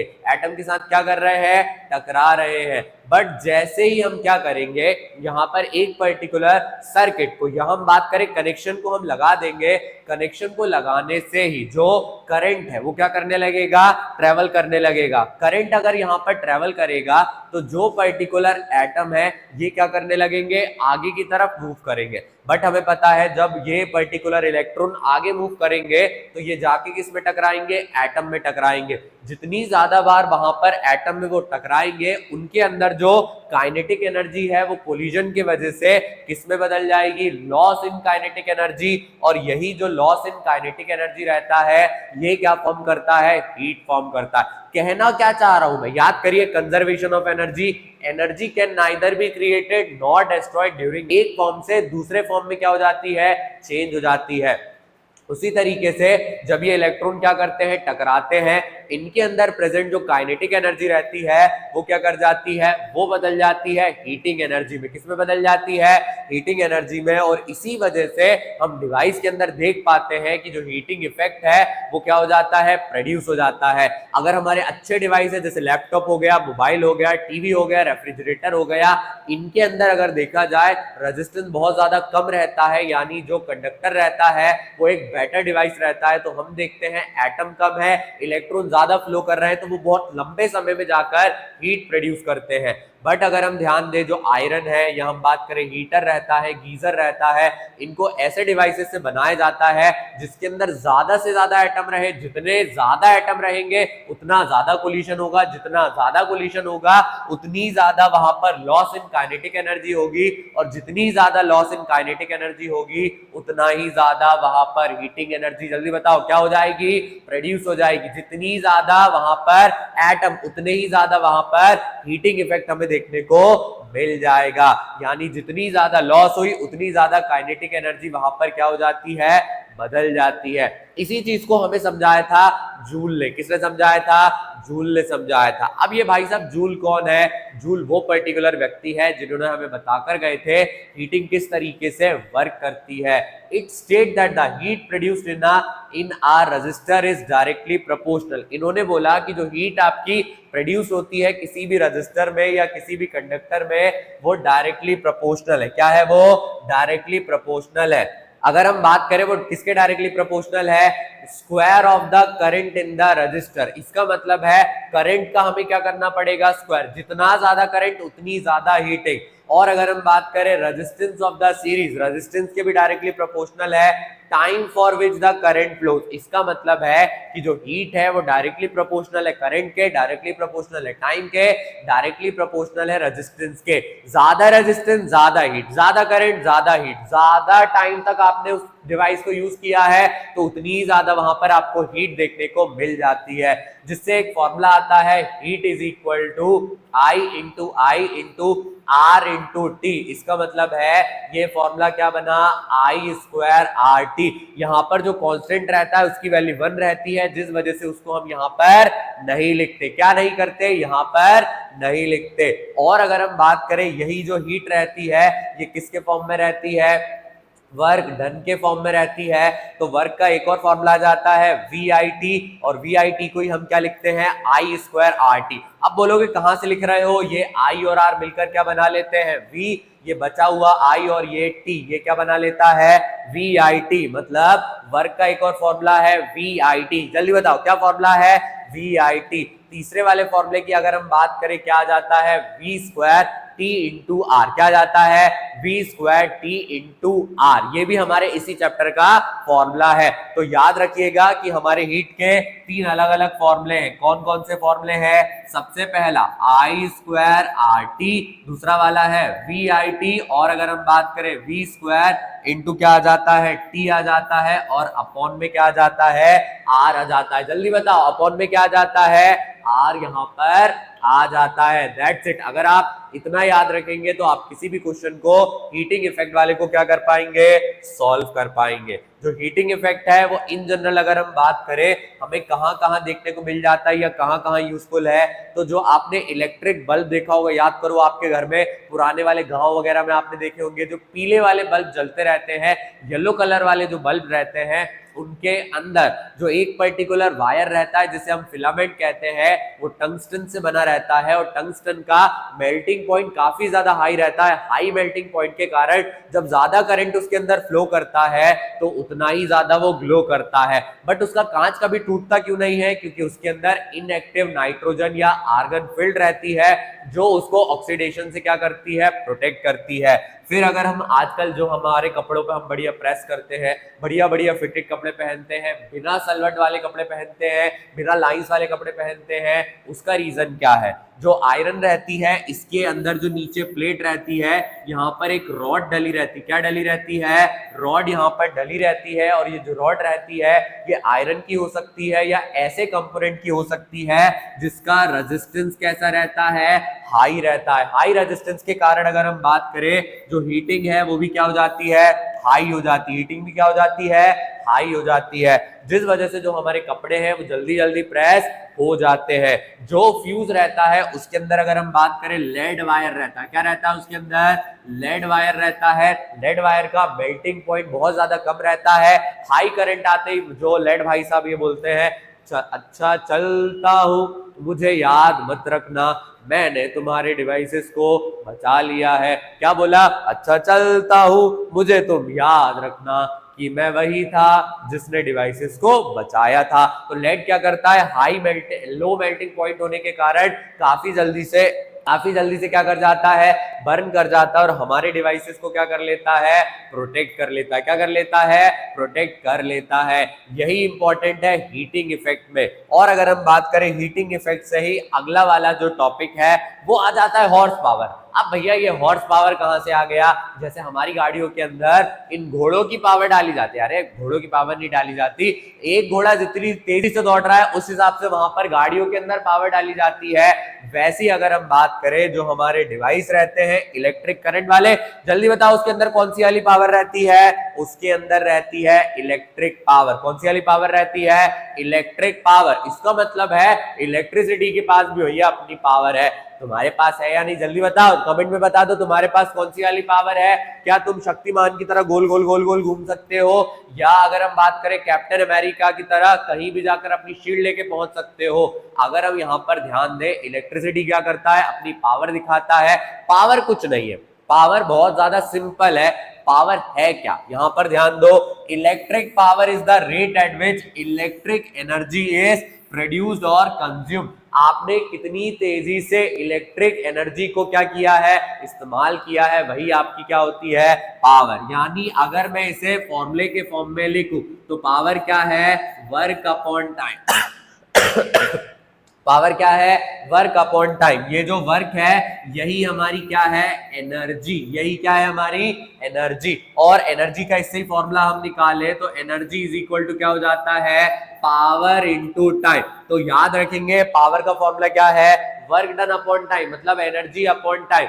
किस रेट पर हमने एनर्जी को कंज्यूम करा है वो क्या बनाता है, वो बनाता है इलेक्ट्रिक पावर। क्या बना लेता है, इलेक्ट्रिक पावर। और एनर्जी का आसान फॉर्मूला क्या है, पावर इनटू टाइम। ये फॉर्मूला यहाँ पर है पावर के। और फॉर्मूले हैं, एक है वी आई, एक है आई स्क्वायर आर और एक है वी स्क्वायर बाय आर। ये सारे फॉर्मूले अगर हम वर्क डन को चेंज कर दें, एनर्जी के फॉर्मूले में रख दें, तब जाकर ये वैल्यूज हमारे पास आ जाती है। जो एसआई यूनिट है पावर की वो क्या है, वॉट। बट याद रखो वॉट बहुत ज्यादा छोटी यूनिट रहती है। जब हम बड़ी यूनिट लेते हैं किसकी, पावर की, तो वो क्या लेते हैं, किलोवाट। क्या लेते हैं, किलोवाट लेते हैं। वॉट इतनी ज्यादा छोटी यूनिट है कि आम दुनिया में हम बात करें, आम जिंदगी में उसको हम यूज नहीं करते, क्योंकि हमारी जो लाइफ है वो बिल्कुल कैसी है, मेंटोस जिंदगी। कैसी है हमारी लाइफ, मेंटोस जिंदगी। अगर यहां पर ध्यान दिया जाए, 1 watt of power is consumed when 1 ampere of current flows through a potential difference of 1 volt. क्या कह रहे हैं भैया ये हमसे, कि जब अगर आपको 1 वॉट की पावर बनाना है, कितनी वॉट की पावर, 1 वॉट की पावर, तो वहां पर आपको 1 वोल्ट का वर्क डन करना पड़ेगा, ताकि आप 1 सेकंड के दौरान, कितने सेकंड के दौरान, 1 सेकंड के दौरान वहां पर क्या कर सके, 1 जूल का वर्क डन कर सके। कितने जूल का, 1 जूल का वर्क डन वहां पर कर सके। और इसे याद रखना है, इलेक्ट्रिक एनर्जी की जो बड़ी वाली यूनिट रहती है वो क्या रहती है, किलोवाट आवर। क्या रहती है, किलोवाट आवर। तो इलेक्ट्रिक पावर ने क्या बताया कि किस पर्टिकुलर रेट पर हमारे डिवाइस ने वर्क डन किया है, या हम बात करें एनर्जी को प्रोड्यूस या कंज्यूम किया है, ये क्या बताता है, इलेक्ट्रिक पावर। जल्दी बताओ क्या बताता है, इलेक्ट्रिक पावर। और अगर हम बात करें पावर की ऐसे यूनिट क्या है, वॉट है। पावर की ऐसे यूनिट क्या है, वॉट है। पावर का जनरल फॉर्मूला क्या है, वर्क अपॉन टाइम। एनर्जी का फॉर्मूला क्या है, पावर इनटू टाइम। डब्ल्यू को ही हम क्या बोलते हैं, एनर्जी। बट इसके दो और फॉर्मूले हैं, power is equal to V into I, I square R, या V square by V square by क्या आ जाता है, आर आ जाता है। सबसे छोटी यूनिट वॉट रहती है, बट बड़ी यूनिट हम कंसिडर करते हैं, जो कि क्या है, किलोवाट किलोवाट आवर। इसी के साथ हमारे सारे टॉपिक हो जाते हैं कंप्लीट। बट जैसा कि हर टॉपिक के बाद हमने क्वेश्चंस को डिस्कस किया है, हीटिंग इफेक्ट और इलेक्ट्रिक पावर के भी क्वेश्चंस को हम यहाँ पर डिस्कस कर लेते हैं, जो यूजुअली हमें पेपर में देखने को मिल जाते हैं। State joules law of heating. भाई साहब जूल ने क्या कहा था, जल्दी यहाँ पर बता दो। एक्सप्रेस करना है मैथमेटिकली। एक्सप्रेस कैसे करना है, mathematically. When an appliance of resistance R is connected to a source of voltage V and the current applies through time for I। ठीक है, हमें मैथमेटिकली रिप्रेजेंट करना है, कर देंगे। जूल्स लॉ ऑफ हीटिंग को बताओ। जूल भाई साहब ने क्या बताया था कि जो हीटिंग रहती है या हीट रहती है वो डायरेक्टली प्रोपोर्शनल है आई के स्क्वायर के। किसके डायरेक्टली प्रोपोर्शनल है, आई के स्क्वायर के। टाइम के प्रोपोर्शनल है और रेजिस्टेंस के प्रोपोर्शनल है, तो वहां से हमें पता लगा आई स्क्वायर आर टी। मतलब जूल ने कहा था जितना ज्यादा करंट आप फ्लो करवाएंगे उसका स्क्वायर करो, और अगर हम बात करें जितने देर तक करवाया और उस डिवाइस का जितना करंट, जितना रेजिस्टेंस है, वो सारे के सारे डायरेक्टली प्रोपोर्शनल रहते हैं हीट के। जितना ज्यादा रेजिस्टेंस उतनी ज्यादा हीट, जितना ज्यादा टाइम उतनी ज्यादा हीट, जितना ज्यादा करंट उतनी ज्यादा हीट आपको देखने को मिल जाती है। ये किसने बताया था, जूल ने। मैथमेटिकली एक्सप्रेस करना है, क्या एक्सप्रेस करना है, एक डिवाइस है, एक क्या है, डिवाइस है, रेजिस्टेंस क्या दिया है, आर दिया है, उसको कनेक्ट करा हमने किससे, वोल्टेज वी से। किससे कनेक्ट किया, वोल्टेज वी से। And the current flows through the appliance for time T. वहां पर वो क्या करता है, टी टाइम तक फ्लो करता है। तो यहां पर हीटिंग का फॉर्मूला याद करिए। हीटिंग का फॉर्मूला हम पढ़ कर आए थे, V square into T divided by R. तो ये पर्टिकुलर जो कंडक्टर है वो ये वाली हीट यहाँ पर क्या करने वाला है, रिप्रेजेंट करने वाला है। अब 5 एम्पियर रेजिस्टेंस, जो रेजिस्टेंस है वो कितना दिया है, 5 ओम का दिया, मैंने एम्पियर बोल दिया, सॉरी, 5 ओम का दिया है। Connected across a battery of 6 volt. Battery कितने वोल्ट की है, 6 वोल्ट की है। Calculate the energy in 10 second. यहाँ पर हमें एनर्जी निकालना है, टाइम कितना दिया है, 10 सेकेंड। ऐसा फॉर्मूला जिसमें V, T और R आ जाए और एनर्जी निकल जाए।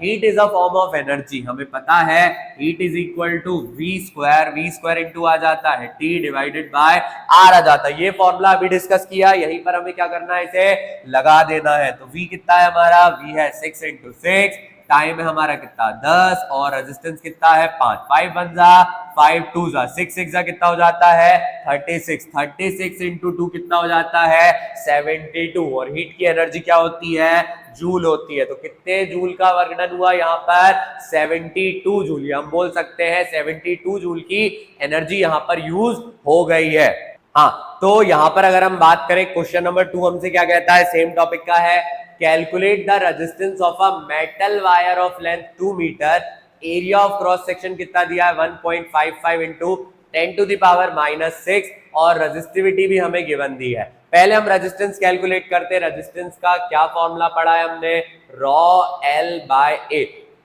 जो रॉ रहता है वो क्या रहता है रेजिस्टिविटी, रेजिस्टिविटी को रखते हैं। अगर हम बात करें कितनी है 2.8 इंटू में क्या आ जाता है 10 की पावर -8 मल्टीप्लाई में लेंथ कितनी है, लेंथ है आपकी 2 मीटर डिवाइडेड बाय एरिया कितना है 1.55 इंटू 10 की पावर -6। अब आप एक बात को हमेशा याद रखिए कि जो पावर वाले नंबर है इनकी कोई छेड़खानी आप कभी नहीं करेंगे। आई सेड क्लियर कि कभी भी पावर की छेड़खानी आप नहीं करेंगे। आप याद करिए जब पावर आपकी कहां पर है माइनस में है तो प्लस में कहां जाती है नीचे, नीचे माइनस वाली तो ऊपर जाकर क्या हो जाती है प्लस हो जाती है। हम इसे सॉल्व करते हैं। अगर हम बात करें इसका एक पॉइंट हटा देंगे, नीचे एक जीरो चला जाएगा, इसके 2 पॉइंट हटाएंगे, ऊपर 2 जीरो जाएंगे। 28 इंटू 2 कितना हो जाता है 56 और नीचे वाले के 2 पॉइंट हटाए तो कितने जीरो आ गए 2 जीरो आ गए। नीचे वाली माइनस की पावर ऊपर आकर क्या हो गई प्लस हो गई। फिर अगर हम बात करें इसका एक पॉइंट हटाएंगे, इसको हम रख लेंगे, फिलहाल ये कितना हो जाएगा 155। 10 में ऊपर अगर हम बात करें एक पॉइंट हटाए नीचे एक जीरो आ गया और अगर हम बात करें ये 10 की पावर जो 8 है ये कहां पर आ गई नीचे आ गई, नीचे आके क्या हो गई प्लस हो गई। हाँ, तो यहां पर अगर हम देखें हमने सारी वैल्यूज को लिख लिया। 56 इंटू 100 करेंगे कितना आ जाएगा 5600। 155 इंटू 10 करेंगे कितना आ जाएगा 155 और 0 और यहां पर अगर हम बात करें कितना आएगा 10 की पावर 6 -8। 5600 को किससे डिवाइड करना है 5600 को 155 से हमें डिवाइड कर लेना। अगर इसे हम डिवाइड कर ले कितना हो जाएगा 5600 डिवाइडेड बाय 1550 तो कितना आता है 3.61। 61 की जगह क्या लिख देंगे 62 लिख देंगे, क्या लिख देंगे 62 लिख देंगे। कितना हो जाएगा 3.62 इंटू 10 की पावर -2। अगर हमने क्या किया है अच्छे से फॉर्मूलोज को याद किया है तो किसी भी तरीके के क्वेश्चन क्यों ना आ जाए वो हमारे क्वेश्चन को गलत नहीं करवा सकते। आगे क्या कह रहे हैं why are alloys preferred over pure metals to make heating element. क्योंकि जो अलॉय रहते हैं वो कैसे बनते हैं, उनके अंदर दो मेटल हो सकता है, मेटल के साथ नॉन मेटल जब आपस में कंबाइन होते हैं तो ओवरऑल जो रेजिस्टिविटी रहती है वो बढ़ जाती है। नेचर ऑफ मटेरियल कैसा हो जाता है, ग्रेड उसका कम हो जाता है, जिस वजह से रेजिस्टेंस अपने आप बढ़ जाता है। जब रेजिस्टेंस बढ़ जाता है तो हम देखते हैं वहां पर जो प्योर मेटल रहते हैं जो कि ज्यादा से ज्यादा क्या कर रहे थे, करंट को पास कर रहे थे। अलॉय हेल्प ही नहीं करेंगे कि करंट पास हो, कम करंट पास होगा तो रेजिस्टिविटी क्या हो जाएगी, बढ़ जाएगी। जिस वजह से हमेशा प्रेफर किया जाता है कि हमें अलॉय का इस्तेमाल करना है, ना कि एक प्योर मेटल का। अब अगर हम ध्यान दें, ये है हमारा क्वेश्चन नंबर 3। क्वेश्चन नंबर 3 में क्या कह रहे हैं, define electric power. Electric power को डिफाइन करना है, उसकी एसआई यूनिट को बताना है।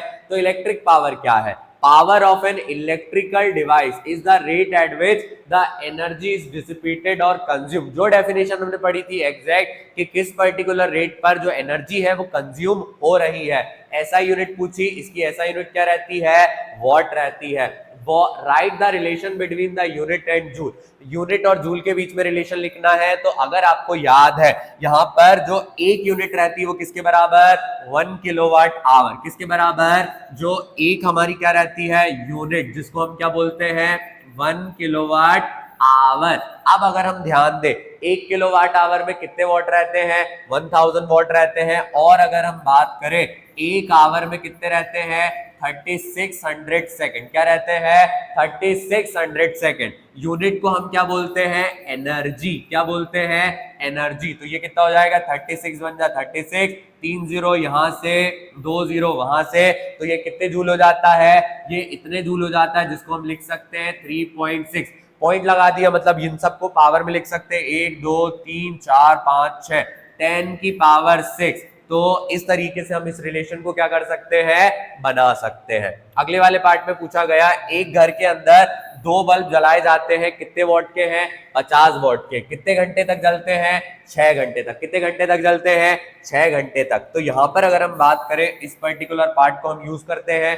इन्होंने बोला 2 बल्ब है 50 वॉट के, 2 बल्ब है 50 वॉट के, मतलब 2 इंटू 50, तो कितने वॉट कंज्यूम करते हैं, 100 वॉट। कितने घंटे जल रहे हैं, 6 घंटे। तो 6 घंटे के वजह से अगर हम बात करें power into time, power into time, power into time आपका क्या आ जाएगा, एनर्जी। क्या आ जाएगा, एनर्जी। कितने जूल ले लिया उन्होंने, 600। और अगर हम बात करें, an electric geyser 1 kilowatt, 1 kilowatt का क्या है, गीजर है, जो 1 घंटे चलता है, 1 घंटे चलता है, मतलब 1 इंटू 1 क्या हो जाएगा, 1 हो जाएगा। इसको कन्वर्ट करेंगे कितना होगा, 0.6, इसको प्लस करेंगे कितना आ जाएगा, 1। Calculate the total energy, total energy कितनी हो रही है, 1.6 किलोवाट। कितनी हो रही है, 1.6 किलोवाट। 30 डेज में कितना हो जाएगा, 30 इंटू 1.6, एक जीरो से एक पॉइंट क्या हो जाएगा, कैंसल। एक महीने में कितने किलोवाट आ जाएंगे, 48 किलोवाट आवर। रुपीस कितना चल रहा है, 8 चल रहा है, तो ये कितना हो जाएगा, 48 इंटू 8, 8 8 जा 64, 6 कैरी फॉर द 32, 38, एक महीने में 384 रुपए की बिजली वो क्या कर रहे हैं, जला रहे हैं। कैसे पता लगाया, 2 बल्ब थे 50 वॉट के, एक बल्ब 50 वॉट का है, तो 2 बल्ब कितने हो जाएंगे, 100 वॉट के। कितने वॉट के, 100 वॉट के। 100 वॉट के बल्ब कितने घंटे जलाए जा रहे हैं, 6 घंटे। तो एक दिन में वो 600 वॉट की टोटल एनर्जी का क्या करेंगे, यूज करेंगे। 600 वॉट की टोटल एनर्जी का यूज करा। अब इसे अगर हम किस में कन्वर्ट करें, किलोवाट में, तो 1 किलोवाट में 1000 वॉट रहते हैं, 2 जीरो कैंसिल हो जाते हैं, 10 से डिवाइड करते कितना आता है, 0.6। एक गीजर है 1 किलोवाट का, 1 किलोवाट डायरेक्ट आपको दिया है, 1 घंटे चलता है, 1 इंटू 1 करते कितना आ जाता, 1 आ जाता। टोटल एनर्जी कितनी हो गई, 1.6। 30 दिन अगर उसे यूज करें तो कितना हो जाता है, 48 किलोवाट। एक महीने में कितने पैसे ले लेते हैं, उसको मनी से मल्टीप्लाई कर दिया, 384। इसी के साथ हमारा ये पर्टिकुलर चैप्टर हो जाता है कंप्लीट। अब यहां पर मैं आपसे रिक्वेस्ट करना चाहूंगा कि जितने भी सजेशंस आप देना चाहते हैं आप कमेंट बॉक्स में ड्रॉप कर सकते हैं। और अगर हम बात करें, वीडियो का कोई भी पार्ट आपको अच्छा लगा हो तो आप कमेंट बॉक्स में बता सकते हैं। वीडियो अगर आपको अच्छी लगी है तो अपने दोस्त के साथ शेयर करें, नीचे गए लाइक वाले बटन पे लाइक करके जाएं, और अगर अभी तक आपने चैनल को सब्सक्राइब नहीं किया है तो चैनल को सब्सक्राइब करें। चलिए मिलते हैं अगली वीडियो के साथ, तब तक पढ़ते रहिए, आगे बढ़ते रहिए।